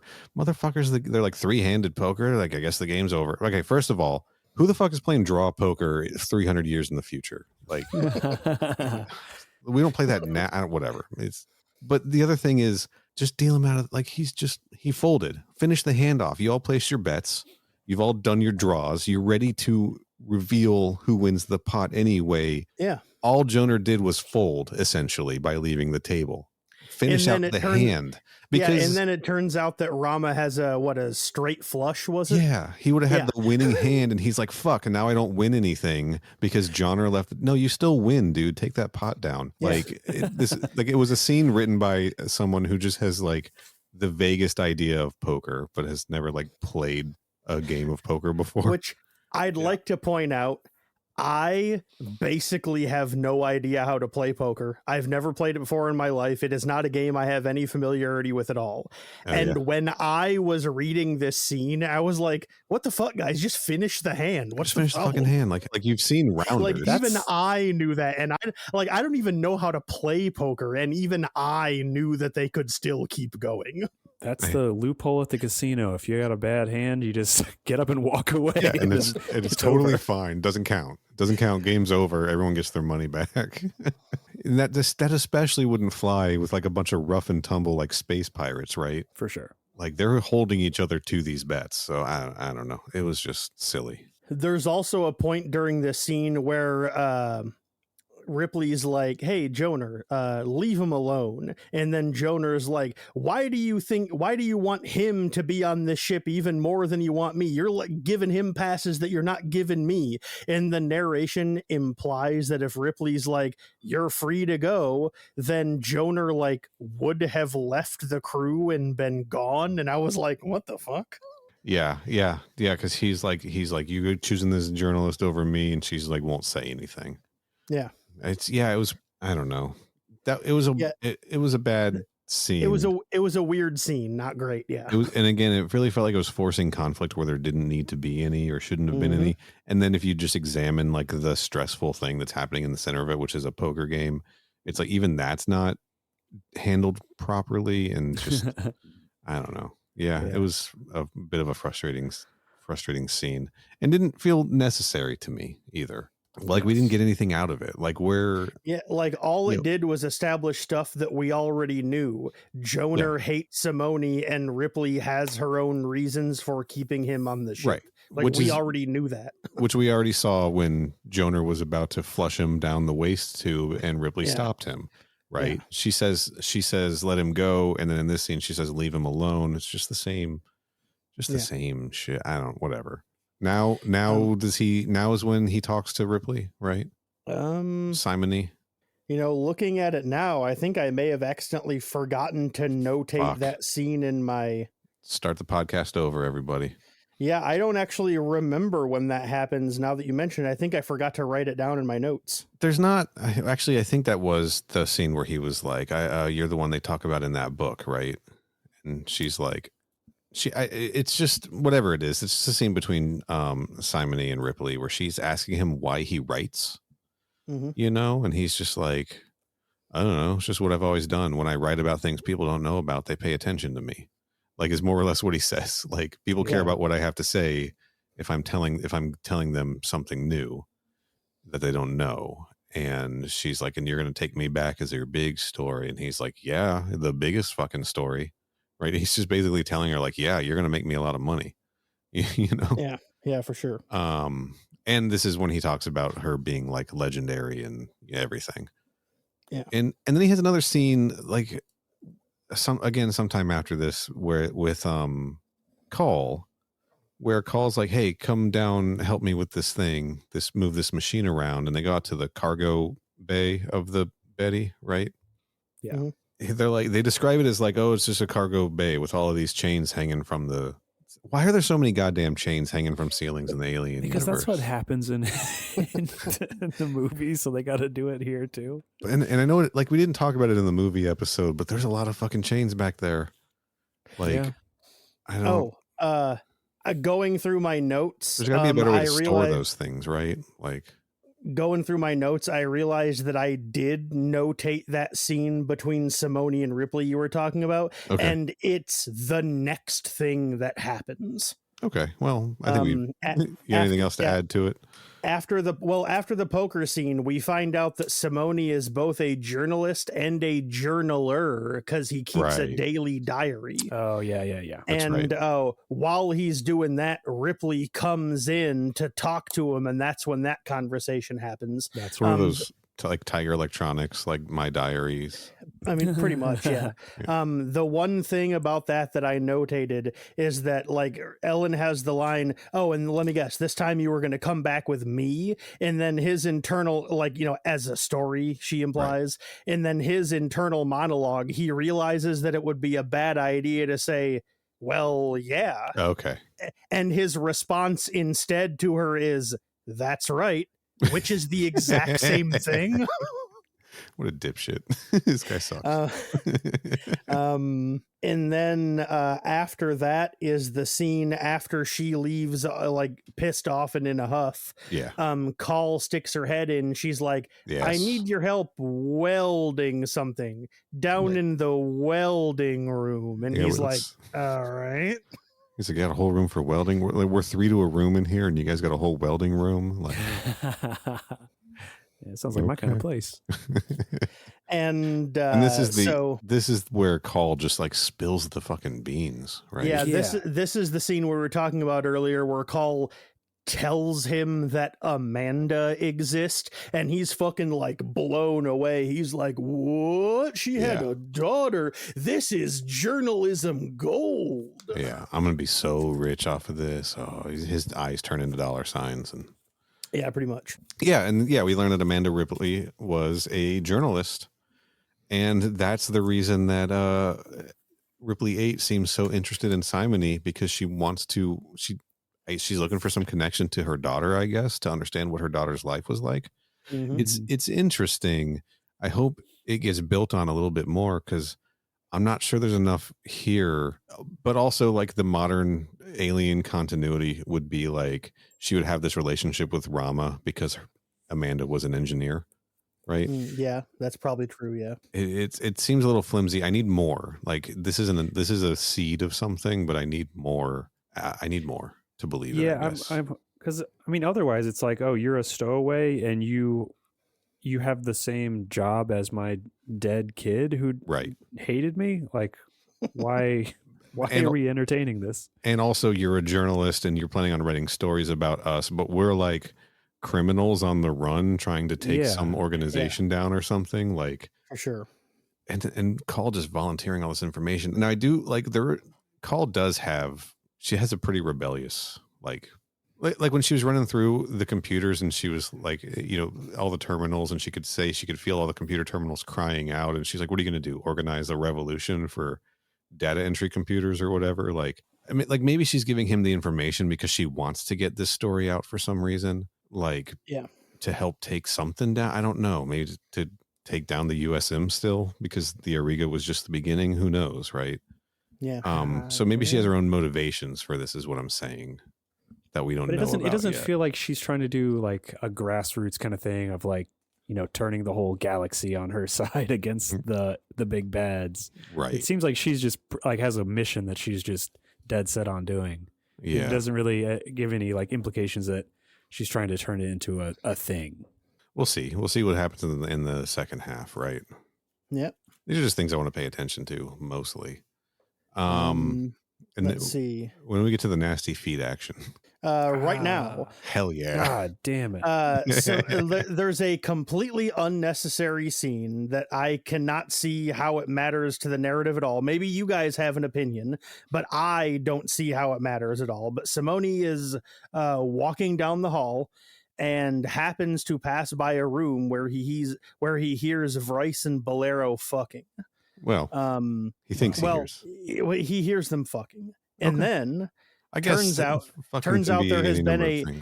Well, he finds out there's been a Three's Company-esque misunderstanding, and Vrice is just giving Bolero a foot massage, Elgin style, because it's described as the same way that what's her name from Resurrection was, where she's lying on her stomach facing away, and then he's giving her the foot massage from behind. So fucking funny, and like I knew what was happening as soon as he said the line. Yeah. Elgin's the one who got me into this, and I was like, what does that mean though? The foot stuff. But was Elgin pulling him aside and being like, Vrice, you gotta check this shit out? Presumably what he's saying is that Elgin taught Vrice how to do that, is what I'm assuming that means. Yes. Let me show you this website, wikifeed.com. He's like, it just bothered me because none of the people doing it had any involvement with the scene from Alien Resurrection. Like both of those characters are dead. No, there's no connection to it. Really. I think that this says more about the author than it does about Michael Jan Friedman was getting some feet stuff into this book one way or another. And then there's a very brief follow-up to that where Joner comes out of nowhere and chases Simone down the hall, and he runs up to the room that Bolero, Ripley, and Call are in, and he's like pounding on the door to be like, let me in, this guy's gonna fucking kill me. And then Call opens the door and basically says, Joner, get out of here. And then Simone's like, oh, thanks for saving me, and she goes, don't be a fucking creep, and then closes the door and walks away, and then the scene ends, and that's it. That's the whole like, why was this even in here? For the nasty foot freaks in the audience. I mean, I don't even have a response to that, because it's like, I can't think of another reason why it's there. Well, what else? Like, there isn't another reason. Like, I guess it gave us like an excuse to talk about Elgin. Right. Like, that's the point I'm trying to make. I can't think of a reason other than the one you just gave for why it's there. Yeah, no, that's it. It's just this. Maybe the editor was like, this book needs some foot shit in it. Like, I don't know. And then the next thing that happens is Ripley's dream. Right. This is there was a couple times where it flashes back to pretty descriptive things from the movie Alien Resurrection. This is kind of one of them, right? But it's different. It's essentially Ripley having the dream of being sort of swallowed in that writhing mass of xenomorphs, and facing the queen, the large pregnant queen who's going to give birth to the newborn. But instead of giving birth to the newborn, it gives birth to Ren, the doctor in charge of shit in Alien Resurrection. And he attacks. And she has to like swim away or something, right? I literally wrote, it's the birth of the newborn, but it's Ren that the queen gives birth to instead. And then a line break, and then I just wrote, all right, man.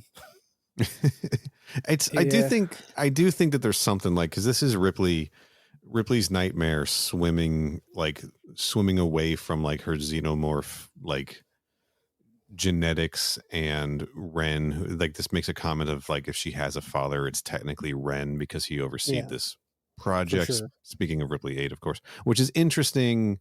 There's the computer on the Auriga was called Father.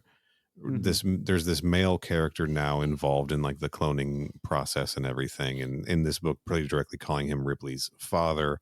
There's been like a focus on motherhood throughout Ripley's entire journey, right? Between Amanda Ripley and then especially like her relationship with Newt, and then especially in like culminating in Alien 3, where she's literally like impregnated with a xenomorph, right? Yes. Yeah. So like those themes are not new. They've been present throughout all of this. But then like, Alien Resurrection does something really weird with it all, right? Where now Ripley's been reborn, so she has new parents essentially. And I don't know. And then like the queen is her daughter, the newborn as her grandchild more than her own child. I don't. It starts getting mixed up there. But they do explicitly call the child, the newborn, male, right? In this, I believe they do. I think so. It's all. I don't know. look, You could tell if it was Ridley yeah. writing this, then it would have a lot more like heavy-handed, Oh yeah, analogies to stuff. well, Covenant and Prometheus are just both movies about daddy issues. Right. Mhm. So with this one, it seems like, I don't know, they're doing the cosplay of that, but not making any of the actual connections. Yeah, it's all there for you to like interpret how you want, I suppose. And my feeling is most people aren't going to interpret anything from it because there's not enough there. Yeah. Right. But like there's the idea of it is present. But I do think that like having like using the same language of her sort of swimming away from it as they did with Call, when Call was in her version of a nightmare, which was entering this computer system she didn't want to be a part of anymore, I do think that that's probably that is, thinking about it now, a very direct reference to each other. And outside of that, I do think that Ripley is taking on this weird sort of like as the captain of the Betty now, she is sort of like the mom of everyone, including Call. Sure. I don't know. We'll see how that plays out too. But there's something going on here that maybe isn't fully fleshed out, or maybe I'm not like fully understanding, I mean, I'll admit I didn't really get anything out of it either. That's why my notes were just like, all right. Oh, look who has a good relationship with their parents. That's correct. Jesus. But brag about but it. yeah, she's having this dream or nightmare or whatever you want to call it, and then she's woken up by Vreese getting her attention over the intercom to let her know that a mysterious and ominous they are coming. Oh shit, it's them. And side note, we also find out that Ripley sleeps nude. Who amongst us doesn't, honestly? I don't. Oh. Yeah, me neither. But yeah, I like hate I said, that. Hold on, that's weird. I don't like how it feels. Where did you get into You like it? Well, I mean, it gets hot in Florida sometimes. All right, like I'm not. I would go no sheets on the bed before I went nude. Well, sure, that's fair, but Maybe that's a me problem. Maybe I'm the weird one. Hey, listeners, write in. Tell us how you sleep. mother@crewexpendable.net. Don't do it, guys. Don't do it. We don't need to know that information. It's fine. But yeah, like I said, whoever this they is, they finally figured out where the Betty is and have tracked him down. This is cool. I like this. This was a good. This was a good action piece, I think. Yeah. That's how that chapter ended. And the reason I'm mentioning it is because the entirety of the next chapter, chapter 9, the last one we read, is that action scene you just mentioned. Yes. This final chapter here is Simone and Rama heading to the cockpit where they meet up with Bolero and Vrice. Call is already in the cargo bay working on something when the cargo bay door next to her fucking explodes and knocks her to the ground. Yeah. And a whole bunch of like mercenaries or soldiers or, some kind of trained combat group, like dressed in black with masks, like come in and they're clearly there to like raid the ship, Yeah. And she doesn't have any weapons. So she grabs a wrench or something and starts swinging at them. And they immediately take her, not hostage, but they capture her. Meanwhile, Ripley is waiting in the grates underneath the floor. Yes. And when a couple of guards come out, she slowly and silently slinks out of her hiding spot. Yes. And like I mentioned earlier, becomes a xenomorph and silently stalks these guys and kills them with her bare hands. Well, she doesn't kill them. One of them she breaks their neck. Well, she mentions later that because, at the end of this scene, Rama's going around like trying to knock all these people out. They're already knocked out. He's injecting them. And she's like, no need. The people I knocked out will be out for a long time. So, maybe she did kill one of them. I thought she just knocked them out because she may have knocked out the other one, but the first one, the narrative specifically says that she breaks that guy's neck. I do remember that. Okay, that's fair. But she may not have killed the other one, though. I don't really remember what she did to that guy. It was an interesting scene because they're in the engine room or something. It's like something like that, yeah. It's a fun scene because they describe it as like, oh, they think that they're alone, so they're letting their guard down, which is what's going to enable her to like sneak up and get the best of them. But like, it must be a pretty large room because at the beginning of it, she's afraid or she mentions if she even like makes a single sound, they'll know she's there, and she won't be able to escape because she's just in this little compartment. They'll just shoot her a bunch and she'll be dead. Yeah. But then she's able to like slide a metal grate off and climb out of it without making a sound somehow. That's correct. So yeah, whatever. It's fun. But she is. She's like, they talk about her like crouching down and all this stuff, like really trying to emulate like Xenomorph tactics to taking these two guys down. Meanwhile, Jonah and everyone else just shooting guns. Yeah, it cuts back to the cargo bay, and Call is being held captive by one of the guards, and Crockett is up on a catwalk and tries to snipe the guy. This was with cool. like rather than like a blaster, it's like an actual physical gun that shoots real bullets. It shoots plastic bullets that if they hit someone, it'll knock them out. But if they miss, they won't puncture the hole. This was a pretty smart idea. And then while that's happening, that's when Joner comes in and starts firing. Crockett saves Call, and then the three of them just get into a big firefight with the remaining guys. Yeah. And apparently at some point during the melee, I guess, Crockett dresses up in the uniforms of one of the soldiers. Yeah. Where was it, Crockett or Rama? It doesn't matter. I think you're right. It was Crockett. It was Crockett. Hey, the hull is triple thick also, so they don't need to worry about that's right. anything getting through. Whatever triple thick means. Yeah. It means it's like a big Oreo. McDonald's triple thick milkshakes. That's right. He says that in the narration, and I'm like, I guess I should know what that means. It sounds impressive, but yeah, I would have said quadruple thick. Right. Why? Yeah. Why? If we're going to triple it, why not quadruple it? Right. Yeah. That's right. And if you're going to quadruple it, why not quintuple it? May as well. Just build the whole plane out of the black box. That's right. See, precisely. Yeah. But yeah, the four of them, that would be Crockett, Joner, Call, and then Ripley shows up. Right. And so the four of them head down the corridor onto the ship these dudes came from, and literally the moment they walk onto the ship, Ripley's like, the ship is empty, everyone here is dead. Yes. Yeah, at this point Rama is going around like putting sedative in all the knocked out surviving invaders, because they're going to question them eventually, right? But they've gone onto this other ship that has docked with the Betty, right? And they find two people on board, pilots who are dead, cyanide capsules or some kind of like self-inflicted poison or something. And Ripley's like, we got to get the fuck out of here. This thing is going to blow. And tell Rama not to bother. Everyone on board is dead anyway. Right. It's like the idea that they don't want to, none of them want to get captured alive. They'd rather take their own lives. I hope this makes more sense later. Yeah, like I didn't really understand that, because Rama's going around and like injecting people with a sedative, and then Ripley's like, don't worry, they're already dead. And she's like, but like Rama already sedated these dudes. How are they dead?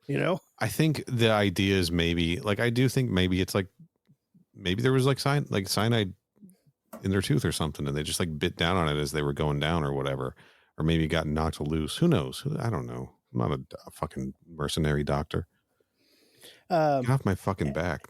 Anyway, this is how our section of reading ends, but as we mentioned earlier, there's two separate storylines happening over the course of these 9 chapters. There is. Yeah, before we jump into that, this is the end of our Betty storyline. My theory is that these troopers, these black men in black, are somehow related to the information that they pulled off the Byzantium. What do you think? You think that's likely? I do. I have to assume that the reason these guys are here is because they somehow figured out that the crew of the Betty got that huge load of information. Like they somehow like have it tracked or following it or whatever, and we're like, aha, that's where that info went. Let's track them down. Yeah. I mean, I only know just because my guy, mostly sci-fi, didn't give me any chapter breaks, so I kept listening for a couple more chapters. Sure. So I kind of know, but it's what Kenny said. I kind of know also because I read the full synopsis. Anyway, that's it for the crew of the Betty for now. Meanwhile, we also like you said earlier, we have a second storyline that is happening on what is referred to as the domes, which Yes. is a gigantic, like, I was gonna say a wildlife preserve, but it's more like an arboretum, I Yeah. guess, the because it keeps plants, not animals. botanical but it's- gardens. Yeah, botanical garden is a good way to describe it. It's like a big multi-domed structure that's in like locked, stable orbit around a planet. Yeah. Yeah, that was a little.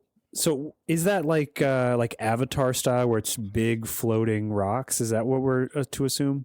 I picture the dome cities from Phantasy Star 2. All right, nerd. Let me look this up. I like how Bob's like, all right, and then you immediately hear keyboards clacking. I pictured it as basically like a space station, but designed to, rather than be enclosed, it just has a bunch of big glass-like domes all over it. Yeah, I think that Okay. that's pretty accurate. Okay, I see the Fantasy Star. That makes sense. I was picturing like, because when they said it's the big land masses that are locked in orbit, I was thinking like in Avatar, where it's just the big floating rocks. Sure.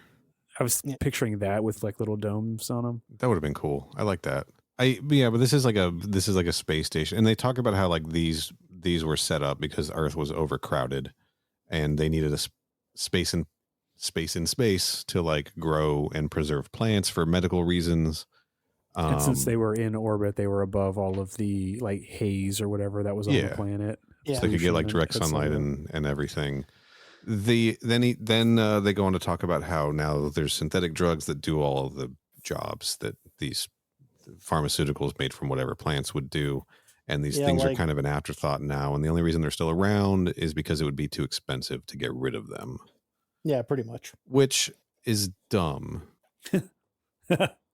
Yeah, that's correct. Yeah. It is. Because over a long enough timeline, you're going to spend more keeping these things. Not that I'm arguing for shutting these things down, but I think that there's a really good use for these in universe still. Kenny, I know you haven't seen it. Bob, have you seen the movie Sunshine? Is that the Peter Boyle? Not Peter Danny Boyle. What's his name? Danny Boyle. Danny Boyle. Yeah. Yes, I have. Yeah. Well, if you may remember in Sunshine on the Icarus 2, they have an oxygen farm, right? Yes. Which is just a giant, room full of plants where they grow food, vegetables and things for the trip, but also it filters the air, the recirculating air, as plants do. They filter out the carbon dioxide, right? And filters the air. So like it makes sense in a sci-fi thing to have all of these, like have these arborariums, whatever the word is, out of there in space that like are filtering air that can then be put back into ships for like life support systems and stuff. Doesn't it just kind of make sense that there would be like a reason for these things? Self-sustaining. Like a sustained, like these should just exist. Like it would help with terraforming efforts and all kinds of things, right? Like we see that in other stuff. Like they terraform planets and they plant trees and shit on them to help with the terraforming efforts. Yeah. So just this cynical idea of like, oh, it was for drugs, but we don't need them now, but it's too expensive to get rid of them, so we'll just keep them, just doesn't hold up for me. No, I get you. So immediately I was a little bit calling bullshit on this. I didn't think about it hard enough. I was just like, oh, okay, that's just the reason they gave, whatever, and glossed over it. I didn't really think about it either way, but now that you mention that, you make a good point. Also, large corporations make decisions that lose money all the time. Like true. If they wanted, like they would have just gotten the fuck rid of these things so they wouldn't have had to like pay workers. Yeah. They would have like spent more money to get rid of them, to not have to supply benefits to like the 8 people that work on it. Or even if they want to go evil with it, just stop sending supplies over. Yeah. So they could also just prove do that. How evil they are. Like, where are those people going to go? Nowhere, Right. All right. Well, this storyline on the domes, for the record, is weaved in and out through the Betty storyline. So it's like every so often we'll get chapters or sections of chapters that cut back, back and forth between the two of them. But it's been a while since I brought Sunshine up on the podcast. I wonder how many episodes it's been. It's been a little while, that's for sure. But the first thing that happens is we meet a character named Tristan Benedict. He's some kind of worker. I don't remember what. Is he a botanist? I don't remember what he is. He's a freaking stoner. Yeah, he is. But yeah, he fucking hippie.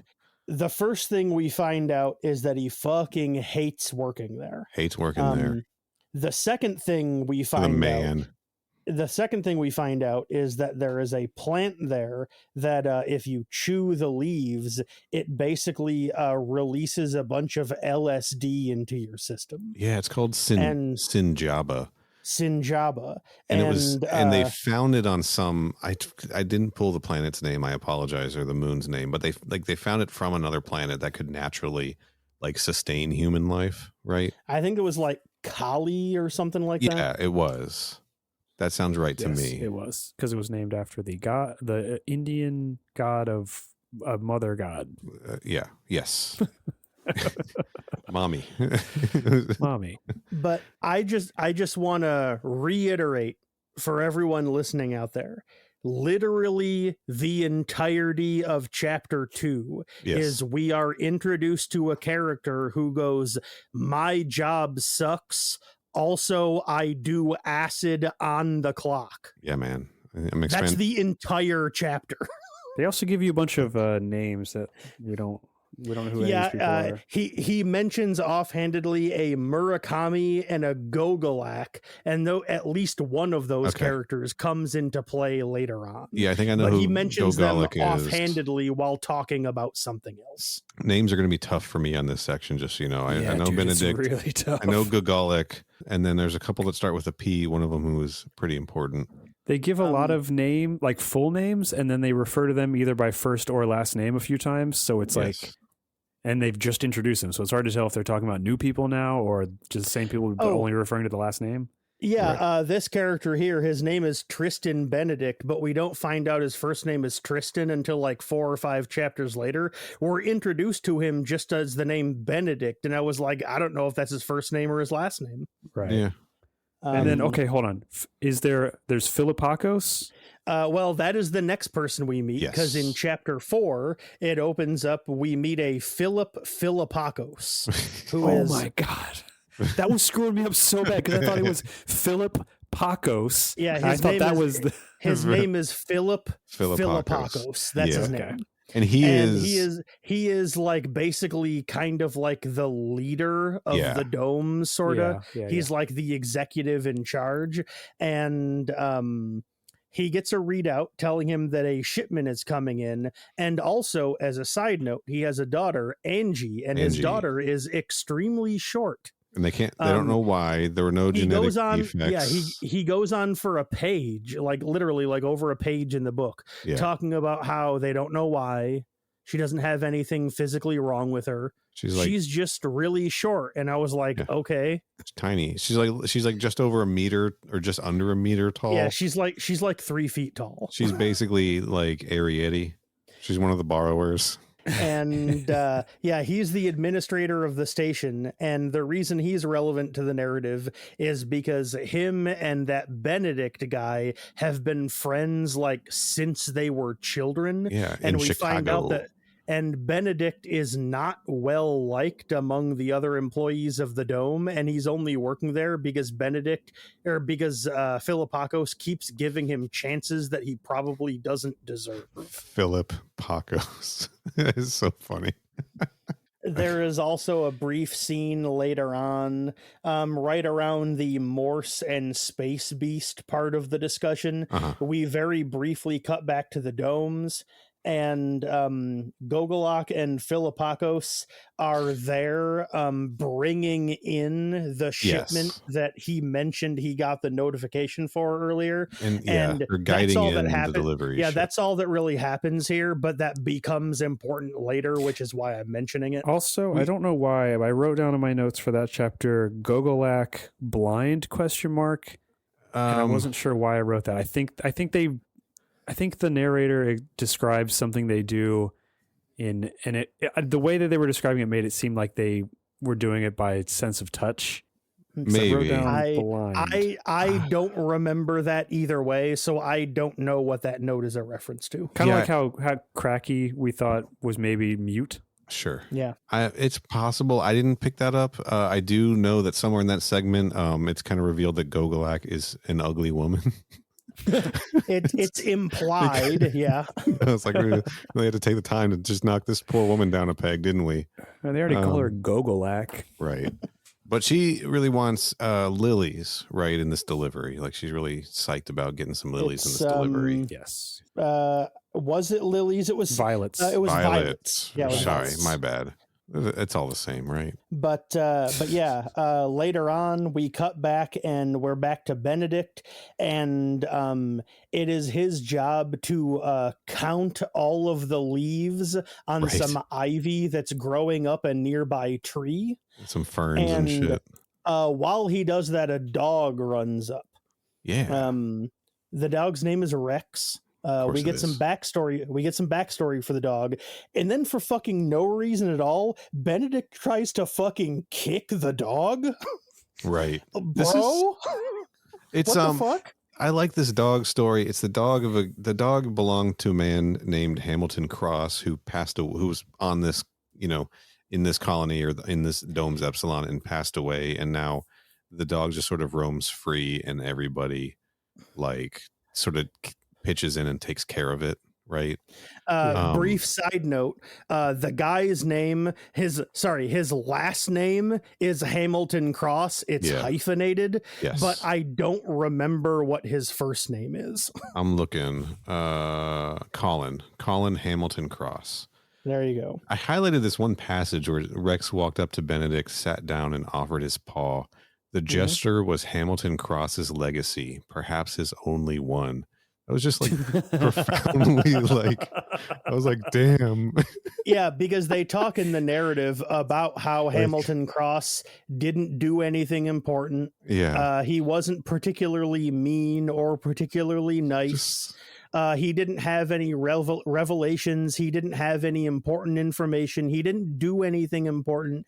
He was just also kind of there taking up space until he suddenly died one day. This book is just fucking brutal. Like these people just like doing their fucking jobs, Well, one of them was ugly. Yeah, one of them was ugly. One of them just didn't amount to anything. One of them did fuck all and got stoned at work. And let me tell you how short this other person was. Yeah, one of them was just like tiny and stupid, and like we don't even, and their job didn't even fucking matter because we got better drugs than they could make anyway. They just weren't worth firing them. Like, god damn. But yeah, we get this backstory, and then Rex is sitting there, and he's kind of like staring over Benedict's shoulder and starts barking at something. And Benedict is like, "Shut the fuck up!" and tries to kick the dog. And I was like, "Bro!" And then, afterwards, he's like, "Actually, it would be funny. I should give one of these LSD leaves to the dog." And then I was like, "Bro!" And then he does, and we'll see how that plays out later. I wrote "Get the dog high." In my notes. So I think the next thing that happens is... Hold on. I just want to say there was a little judgment. If you've ever been high around a dog, you think maybe I should get the dog high. Like that's a thing. That's a pretty relatable. Okay. I'm not saying I've done it. I'm saying we've all thought about it. And for the record, Bob, the next thing that happens is we're introduced to a character named Pandor, who is unloading the delivery that got brought in the previous chapter. Chekhov's delivery tube. Sure. He opens it up, and those violets for Gogolak are in there. But anyone to want to take a guess as to what is also in there? Whiskey cubes. Close. Mushroom compost. Even closer, there's an ovomorph in there. Oh shit, for real? But it's the ovomorph is described as blue-black. Yeah. And I don't know if that's some kind of description error or if it's meant to indicate that this is some kind of non-standard ovo. I didn't know. Yeah, well, we'll have to pay attention to that later, but that was he pulls it out and he's like, "What the fuck?" And then it opens and then he gets face hugged. Yeah, I want to talk about this a little bit. There's something that these books can do that like the movies can't do and the comic books can't do either. Anything like this had to describe what it was like to be face hugged using only words. And this, I really, really liked this whole Oh, It's a description. visceral description. It is Bro, insane. this section where he describes getting face hugged in first person in real time, absolutely my favorite part so far of the book. It's really Like fucking by good. a country Yeah. mile. It is easily my favorite part of everything we read. Yeah, I'm not going to read the whole thing. I'm going to highlight the whole thing, but I highlighted the whole thing, but he talks about like, you know, the thing is trying to get into his mouth. He's trying to keep his lips closed so that it can't, you know, get into his mouth, but then he's like suffocating and just needs to part his lips just a tiny bit to draw some air so he doesn't pass out, and that's just enough for the xenomorph to like get down his throat, and or the, you know, the facehugger to get down his throat. Just the whole way it's described, and you know it's happening in like a matter of seconds, right? Yeah. And it's like, is But- this the first time we've ever gotten a description of what it's like to be face hugged?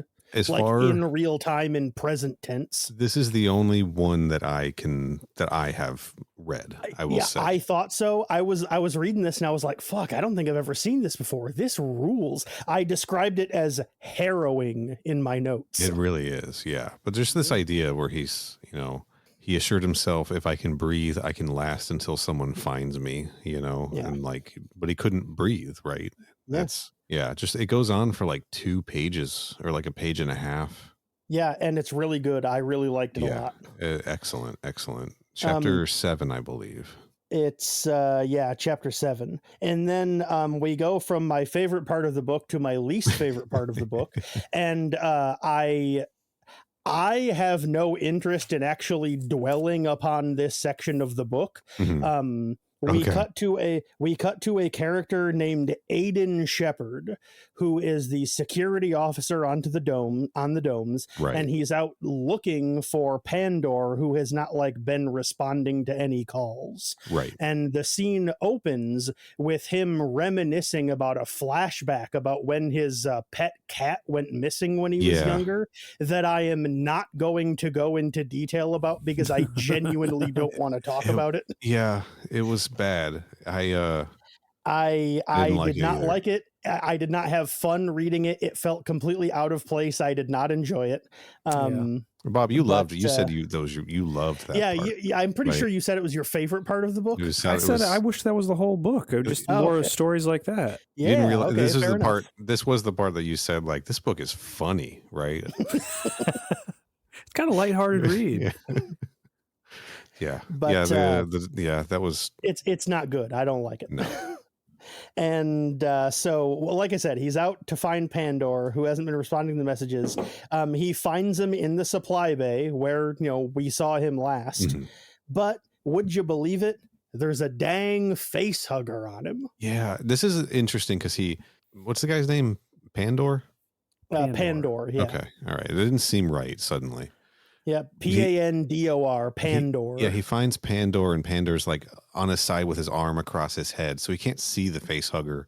And he runs over and he reaches down to try to like feel for a pulse, but he just feels something weird and bony. He feels the tail of the face hugger wrapped around, right? And Mhm. he finally figures it out. But I like the idea that he didn't realize something was off until he was like that close to him, right? Yeah. And he's like, yeah, and then he gets paranoid and he's like searches the rest of the room for more of these things. He finds the open ovomorph. He's like worried about him being on the ceiling or whatever. Yeah, it's a scene. It's pretty cool. You know, it's pretty cool. Good. Also, very briefly, you guys already know this reference because I mentioned it twice, but so I suppose the story is more for the listeners. I also was listening to the amateur for free produced audiobook that Bob mentioned earlier about this book. And I got up to this section and there is a scene where Shepard is trying to check and see if Pandor is still alive. And one of the first things he does is check his carotid artery, Oh god. but the guy pronounces it as corduroid artery. And All right. it's pretty good. It's very funny. It's like, again, as we reading is said hard, earlier, all right? like we said, no shade on this guy because he was doing it because he has a passion for it and he Right. was doing it for free. So I'm not faulting him for it. It's just I did think it was funny. Okay. I just want to say I forget what episode. I think it was on our discussing Alien Out of the Shadows episode or something. One of the YouTube versions. We title the episodes discussing blank, because once we started putting them on YouTube, we didn't want people just thinking we were putting like Alien 3 on YouTube, right? Yeah. And getting mad that what they clicked on wasn't what they were expecting. Because, YouTube, right? Yeah. Yes. Someone comments under, I believe it's our Out of the Shadows episode, what's to discuss? Just post the audiobook.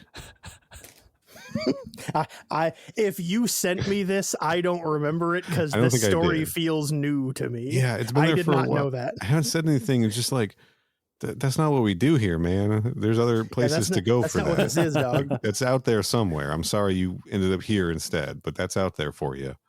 Trust me. Like, The next part, chapter 8, opens with more scenes at the domes. yeah. And I gotta say, okay, the opening line of this chapter is, "My God," thought Hendrix, but the audiobook guy straight up says Hicks and not Hendrix. Okay. So the opening line of the audiobook for this chapter was, "My God," thought Hicks. And so I thought this chapter opened with like a flashback that Ripley was having to the events on Acheron. Like that's what I thought was happening. I heard "My God," thought Hicks, and I was like, oh shit, we're going back. She's like starting to remember stuff. Damn. And then like the next line of dialogue, somebody refers to Hendrix, and I was like, oh, the name was just said wrong. Okay, got it. Yeah, this is a chapter where everyone on in the dome is hanging around Pandor's body, and Hendrix is a dipshit. Yeah, they bring This is a chapter Pandora about how back. stupid this Hendrix person is. Yep, they bring Pandora back, and then there's a lot of internal monologue about, from Hendrix about how everyone thinks she's like a ditz and she's not very smart, and so she's gonna like go out of her way and not say a bunch of really obvious stuff that everyone's already thinking and all that. Oh my God! And, it just occurred to me. We're also What if it wants introduced to eat him? Yeah. We're also introduced to two new characters. A guy named Sago, whose characterization is he's a dick. Sago. And some guy named Cody, who by all accounts seems to be, quote, just some guy. Just some guy. Because we don't really find out anything about him. But anyway, I believe the actual thrust of it is that Philip and Angie, as in Philippakos and Angie, are They say the full name. studying him and realizing that it's like he's still alive. If we take the thing out, he'll probably die. So we're just going to leave it on. And then that's when Neil, as you mentioned, Hendrix is like, what if it's eating him? And everyone's like, it's not fucking eating him, dumbass. Also, it is interesting because everyone gets called by their last names, right? Like you said, Philip, Philippakos, Hendrix, Gogolic. It is weird that Sago gets called by his first name because his full name is Sago Genesis. I was wondering where you were going with that. I've been cooking up that one for the past 45 seconds. Good work. But anyway, most of this section of the chapter is just a discussion of stuff we already know. It's these people discovering what a facehugger is and like biologically how it operates and just like a bunch of basic information about facehuggers that we already know from having seen other movies, but these people are discovering for the first time. There was something... and also being worried that there could be more of these things. Is there other stuff around, etc.? The only interesting kind of stuff that I really gained from this part was just the first person stuff from what's his fucking name? Pander? Yes. It is Pander. That doesn't happen during this part. It happens during the next section we cut back to the domes. Shit. But yes. Okay. Or, I mean, I think we're there. Well, I mean, we're there though. So let's do it. The gist of it is that Pander wakes up in the infirmary. I'm finding my highlighted. I'm scrolling through the book and finding my highlighted notes about the foot massage. Pander wakes up in the infirmary and Angie and Shepard are there, and we're once again told information about what a facehugger is and how it was keeping him alive and all that. And then interestingly, he finds out that he's been out for 2 days. Yeah, because so he's in the infirmary with Shepard, right? or Shepard's Shepard there, and Angie are both there. and little Angie are in there. On a stepladder. That's the one. Yeah, they earlier in the her book they special literally shoes. described her as wearing special shoes to be able to reach things She's- on shelves. She's got like drywall stilts on. So he's super dehydrated. He just keeps asking for more and more water. And then he's got a pit in the stomach the size of a nickel excavation. He needs food. Mm-hmm. And that's, that common phrase, I got a pit in my stomach the size of a nickel excavation. We all know what that means. I say it all the time. Yeah. And then she's like, your unlocked dinner's in 45 minutes. This is just like this is just Kane waking up starving, right? Yeah. That's exactly what it is. Yes. Yeah. Which is not something, because I guess in Aliens, when people are getting, face hugged, right, we're not with them and they're dying, right, in the hive or whatever. And then when Ripley gets it in Alien 3, I don't remember her being particularly hungry throughout all of that, but she should have been, right? Yeah, it doesn't seem familiar. Because she probably should have been. Yeah. Because it is like a pregnancy, right? Like they're eating for two at this point. Yeah, I don't think that's ever really discussed in the movie. The other thing that's interesting is that Pander's been unconscious for 2 days, 48-hour gestation period for this xenomorph. Following up on the fact that how I mentioned earlier that the ovo was weirdly colored, right? That combined with this leads me to believe that it probably wasn't a mistake, and they're trying to indicate that this is some weird, different facehugger that operates differently than normal ones do. That's my guess, anyway. Yeah, I get hung up on this sometimes, right? The inconsistencies in like the gestation periods and stuff, but like the bottom line is. The real bottom line is it doesn't fucking matter. Who cares, right? Whatever's going to serve the story is what they're going to do. But like the in-universe explanation could be as simple as, like, I mean, we saw it in Alien Resurrection how long, what's his name was walking around with the chest burster inside him, and it was a particularly nasty one, right? Yeah. His name is get it right. His name is Purvis. Purvis, my mistake. I was going to say Peevis. Peevis is better. His name is Peevis now. Yeah. And like I get hung up on this, but like 2 days, and then sometimes it just takes like an hour, and sometimes it takes a day, and sometimes it takes like in Alien Covenant it took about like 4.5 minutes, right? Yeah, like for the whole cycle, like in the original one for Kane, wasn't it like 12 hours or something like that? Something like that. So yeah. I guess it's fine for it to just be an inconsistent. Like it could depend on. It does seem like with all the different variations of the xenomorph, maybe there's no set right incubation time. It might just be depending on how strong of a strain it is of xenomorph. Yeah, for sure. Takes as long as it takes, right? Yeah. Yeah. So I think I need to stop getting hung up on this, I guess. But I'm going to work on bettering myself in 2024. Good. That's. I don't want to say you need it because that implies I think you're not good enough the way you are. But you know what I mean. I'll say it. Yeah, you guys. Bob will be honest with you. You can be honest with me too. You need it. It's fine. I do need it. But thank you for your crushing honesty. The other important thing about this scene was what Bob mentioned earlier. Like I said, he wakes up in the infirmary, but him waking up is not actually the first thing in this scene that happens. Mm-hmm. He has like a dream hallucination thing or whatever. And Bob, I assumed that's what it was you were referring to. Wait, what did I say?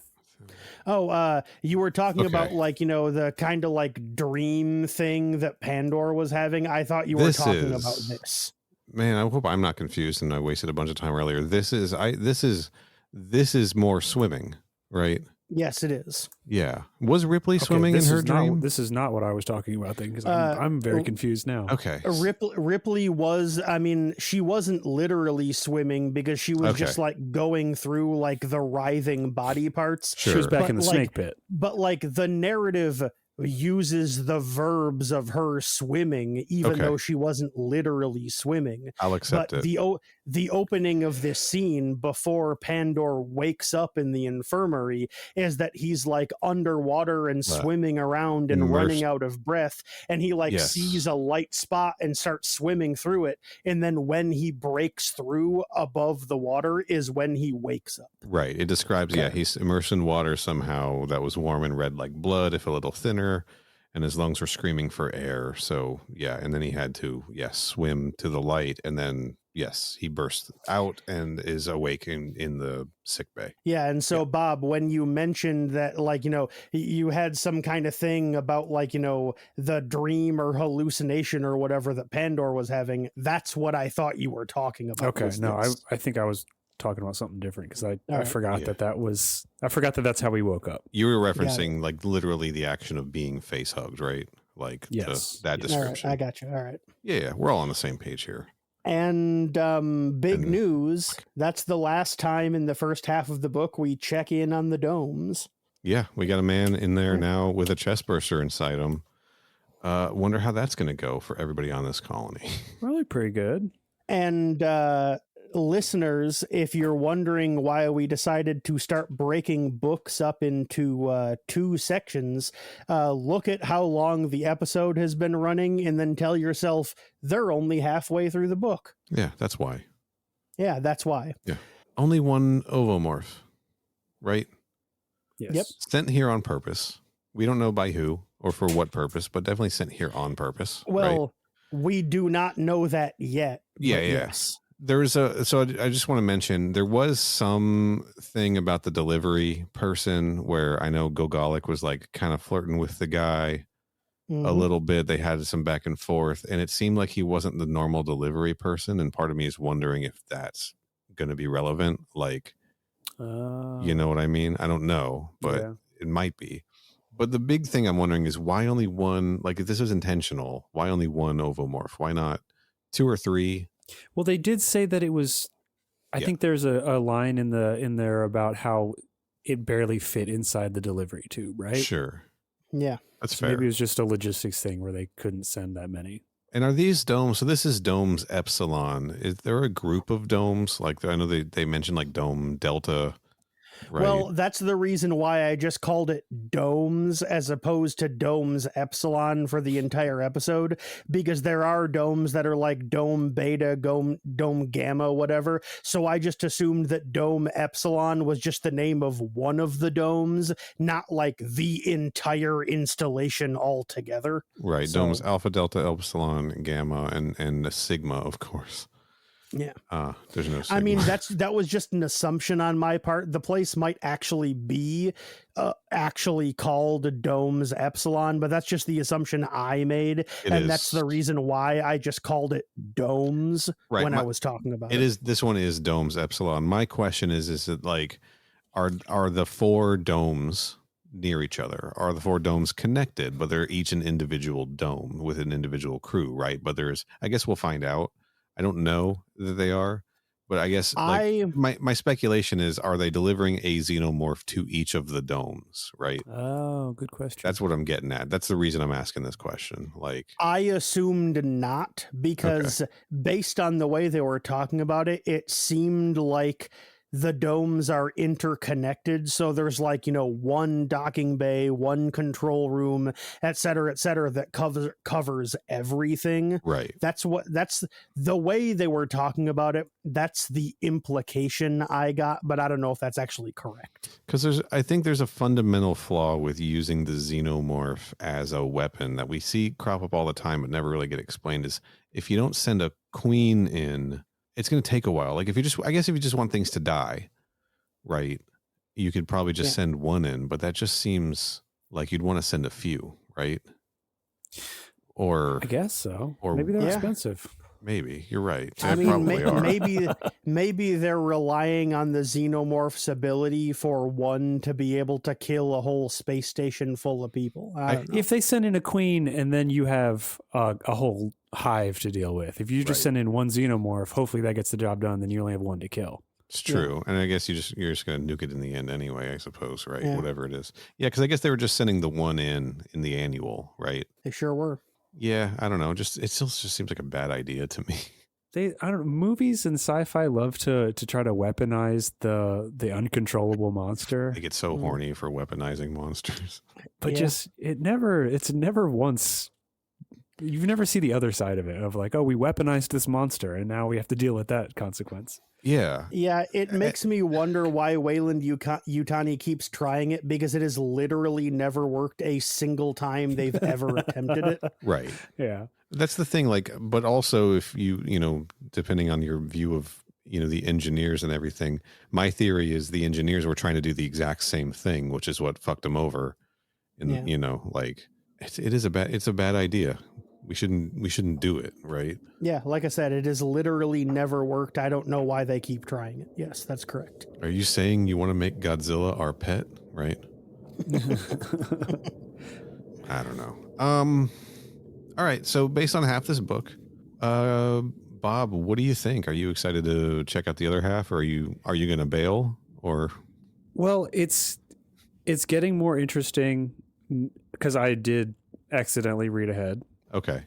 So things that I've learned are like interesting things that I want to know more about. They definitely clash a little with current canon.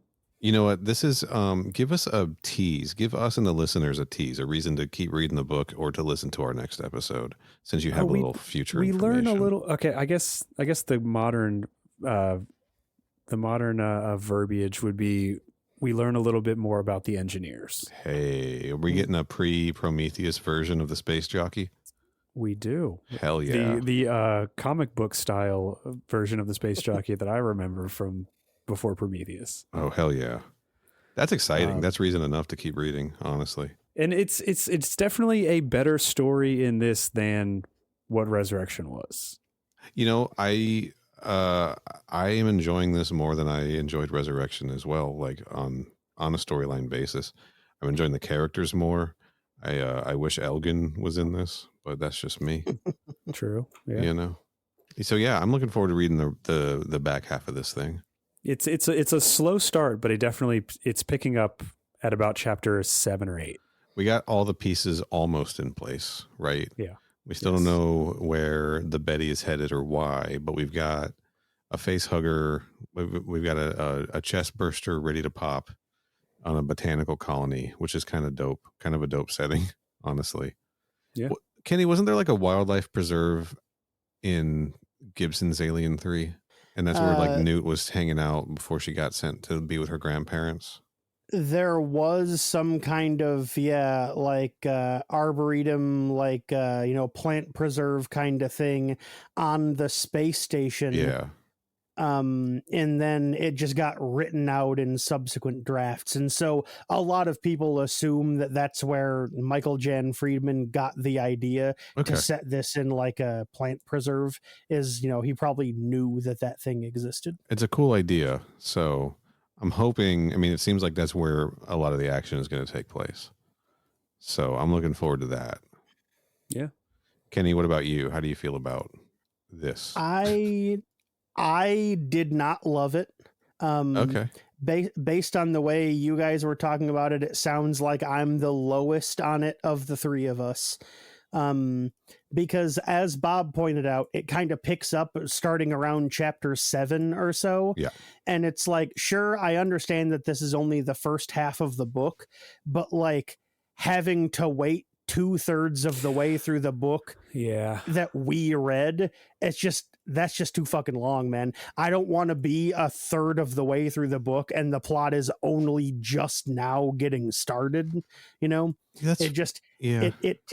just takes too long.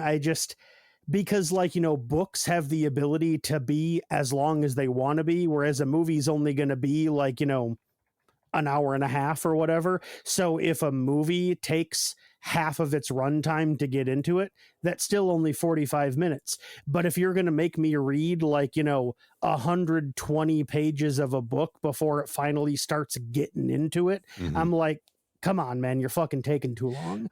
And I don't know if this is just an over like oversaturation thing, but my favorite parts of the book have been the non-alien recycling. You know what I mean? Sure. Like the dinner scene is, I'm sure that's going to happen. You Yeah. know, all Oh, of yeah, all the stuff that they're like just kind of regurgitating from prior Alien property is my least favorite parts. Right. I will agree with, I believe, Neil, you were the first person to point it out earlier on in the episode. They fucking nailed Joner. Like, the way he wrote Joner is just like he was in the movie. I can hear Ron Perlman's voice saying all of these lines. Unfortunately, the three new characters on the Betty effectively don't really have much of a personality and don't really do anything, except for maybe Bolero. Mhm. And so, like, the three of them are basically just like a non-entity that effectively don't exist to me. Like, they have very little characterization. The stuff in the domes, like, of all of the times that we go there, there's only like 2 or 3 scenes that actually matter at all. It's just like that all of my complaints come down to the same basic thing I already said. This first half of the book just takes too much in the way of like table setting. It's just taking too long moving all of the pieces into place. And so it's one of those things where, like, if they had started the book like 85 pages in, I probably would have liked it a lot more, because we would just be getting to it quicker. Because, like, based on the stuff you guys said earlier, the second half is the stuff in the book that I'm going to be looking forward to. Sure. And so, like, on one hand, if I have to get through all this to get to that, fine. But on the other hand, I don't want to have to go through all this just to get to that, you know? Yeah. I mean, I didn't find it a struggle to get through this, and I was fairly entertained as I went along. There's a lot of these, these vignettes that don't really matter. We talked plenty about those, right? These scenes that are just kind of like, why is this happening? Why is this like, I think they could have condensed some of that stuff. I do think if maybe they had opened on Dome's Epsilon instead of with the Betty, that might have been a smart move. Start, like, teaching us about that stuff, right? I think there's probably like 2 or 3 different ways that this book could have been edited where it would be more engaging from the jump. Yeah, like, for instance, the opening scene on Byzantium Station, that is the first 3 chapters of the book, and it could have been 1 chapter. It could have been condensed for sure. Yeah. The other thing is, I'm on board with the new crew members of the Betty. I am not specifically on board with the old crew members of the Betty, right? Like, I don't understand. And by that, I mean, I don't understand why, unless they just want to get the journalist involved, who so far, I don't know why, like what importance he has to the story. I don't see why this has to be a Ripley story, right? Yeah. I mean, it's kind of not, right? We're mostly getting Simone's perspective and Call's perspective, it seems. Yeah. But Ripley's still there, and I still don't fully understand why, like, what connection this book has to Ellen Ripley's story, other than there's this journalist who read about her in a banned, book written by the survivor. Yeah. It's just, I'm not sold that this has, like, it could be a different group of space pirates. They've done plenty of stuff like that. It could be just the Epsilon story. It could be just the Epsilon story, in the same way that, like, Infiltrator is just a story about, a specific space station, right? There's a bunch of stuff. There's a bunch of books like that in the Alien universe. So I should say, though, that all that to say, don't mistake me, I don't hate the book. No, I know. I enjoy it well enough. I think it has some pacing and some editing problems, but I do think there's something here that's interesting. And like Bob said, the stuff that isn't something we've seen in another Alien story generally tends to be the stuff that I like. Right. Like, the firsthand present tense account of getting taken by a facehugger. Yeah, that fucking rules. That was really good.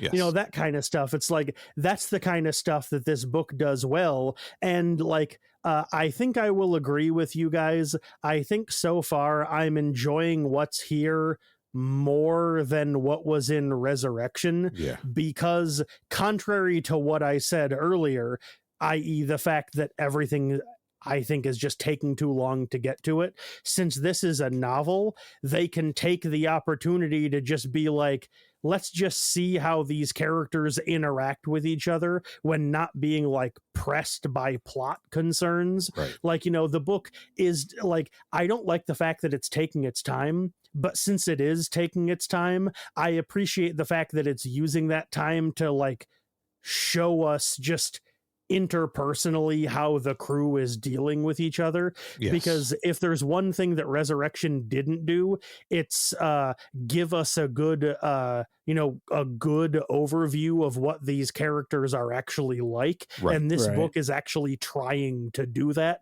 It which is. I appreciate. And it's not doing the thing I hate. It doesn't have like bad witty dialogue in it, right? Like the dialogue is all pretty good and normal. That's correct. It's not Like these characters actually sound like real humans when they talk. right. It's this isn't trying to emulate aliens, right? Yeah. Well, thank For sure. God. No, and nobody's calling anything spicy nuggets in this either. Fucking fire team. Anyway, we're not in the meat of this story yet, but I'm excited to get there. And I'm hoping this thing sticks the landing. If this were a comic series, I would probably pick up the next issue still, right? Like now that everything's If it mostly were- in place. Yeah. I was gonna say, if it were a comic series, I mean, we're so far into it before we even know what the plot is. I feel like the comic series would be Yeah. full, what do you call them, a trade, a full like Yeah. Yeah. arc before they're even telling you what we're actually doing. Right. Well, maybe we're at issue 2 of 4, right? I don't know. This thing's only like 300 pages. That's right. true. Who's throwing shit? That was Sorry. Bob. Bob is actively building a bicycle while we are recording No, I everybody. knocked something over. He's crafting an arch. That's what he's doing. He's literally turning wrenches as we speak. I'm telling you, Neil, this guy has an obsession with building arches. You've never seen my arches, have you, Neil? I haven't seen your arches. I'll have to show you some arches. I'd love to. Yeah, I'd love to see. I don't think he's ever posted any arch pics in the Flock Discord or anything. So, You like hit him up at like 2 a.m. and be like, send me some arch pics. well, I know this because in the other Discord me and him are in that we met in, he does regularly post pictures of arches he crafts in there. Nice. That's how I know he does it a lot. You guys ever think about all of this, like the ways in which we all communicate and meet through Discord and just wonder, like, is it worth it? Hey, I just went to a wedding in Tennessee for my girlfriend's friends who she met on Discord. Yeah, that's Nice. right. Pretty cool. So Hell yeah. Yeah. Discord is the great unifier. It is. That's correct. It's the new AOL.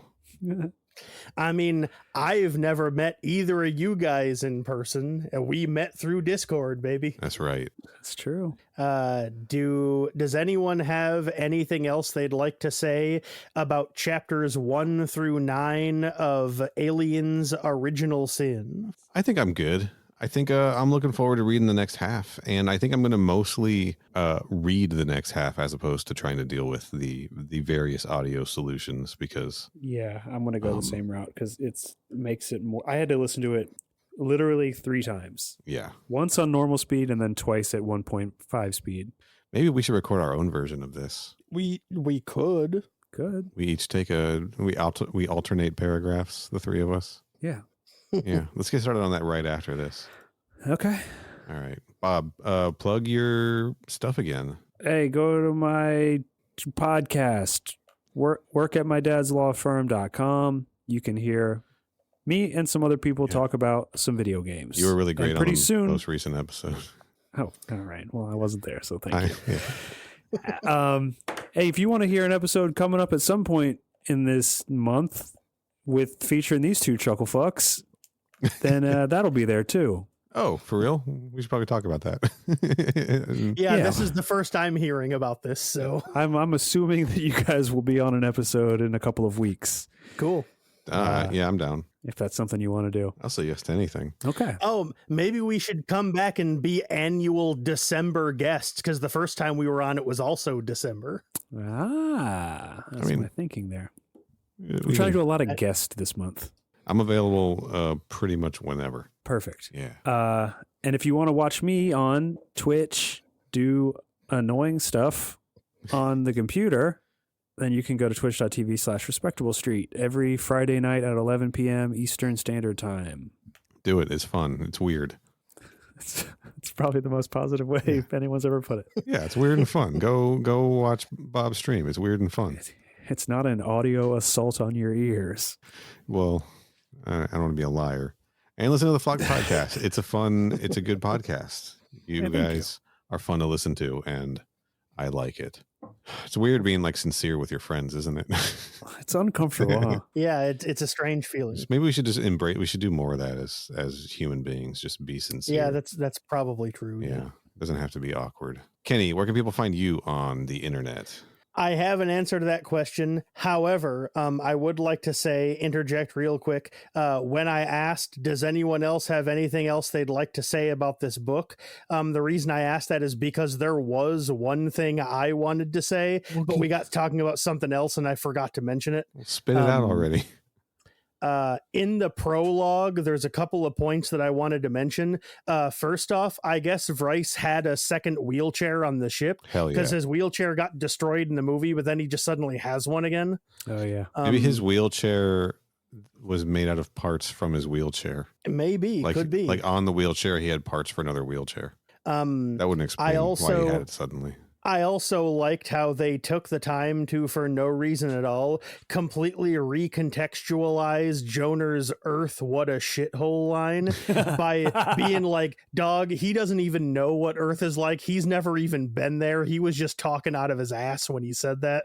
He's just heard. He's just heard things. And the final thing I wanted to say is actually before the prologue, when they're still doing like the, title pages and copyrights and check out our other books in the series and stuff. Yeah. One of them, they have a list of movie novelizations.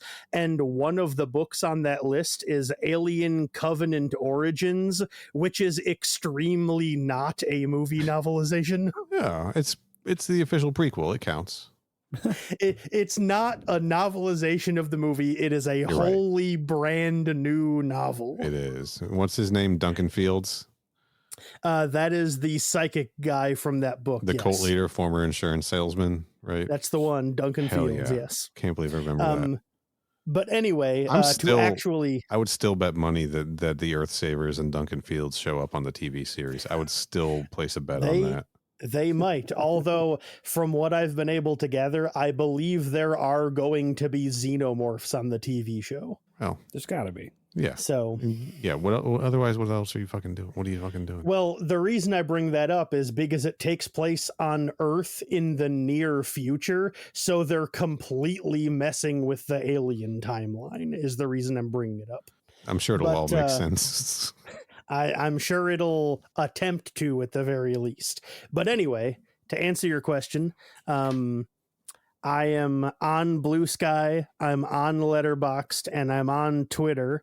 All three of them use the same handle, that personal brand that I mentioned earlier. It's at CYHOBBEZ. Neil, what about you? You can find me on Instagram at Final Neil. I'll post something there eventually, I swear. You can find me on Blue Sky, Final Neil, where I finally made a bleat. What? I don't know. What do you call them? I don't know what we call them. That's what I call them. I think they're just called posts on Blue Sky. I think they're called racially charged rants. Is that what you're posting? Well, I've made a few here. I'm looking at my timeline. I've made a few. Every now and then I remember that I have Blue Sky. And most recently I posted Restless Night. Can anybody recommend a durable pair of sleep jorts? That's pretty good. You find probably nothing else like that over there because I'm going to forget that I had Blue Sky again. Kenny, where can people find? Oh, I still do a podcast about Mortal Kombat stuff. It's coming back soon. I promise. I had to mail some shit to Canada. That's a true story. I assume it was expensive as shit. $30. I had a feeling it was a lot. And it was mostly just a book. It was a book and 2 DVDs. Cool. Yeah. mkpodquest.com. Kenny, where can people find this show on the internet? We have a website. That website is crewexpendable.net. It has all the episodes on it and everything. And also, speaking of our website, you can email us. Neil, as you mentioned earlier, that email address is mother@crewexpendable.net. We have a YouTube account that is youtube.com/@crewexpendable. We have a Blue Sky account that is @crewexpendable, an Instagram account that is @crewexpendablepod, and our Twitter account that is still active currently is @crewexpendapod. Yeah, it's X. Get it right. I will not get it right. All right. I got one final bit of business here. We did a special Halloween episode on Elvira in Horrorland issue 3. Mhm. Which our YouTube audience is fucking sleeping on. I gave out so many shout outs to our YouTube commenters on that episode. And of course, so that happens to be the one that none of them fucking listen to, of course. Yeah, so let's go get those numbers up. Guys, it's an alien book. It just happens to have Elvira in it, all right? For all intents and purposes, it's canon. Like, do you guys not trust us? It's like we covered it for a reason. If it wouldn't have applied, we wouldn't have talked about it. Also, in the words of Bob, Elvira, Vavavoom, etc. That is correct. I will agree to that, yes. Yeah, it's a good one. Go check it out.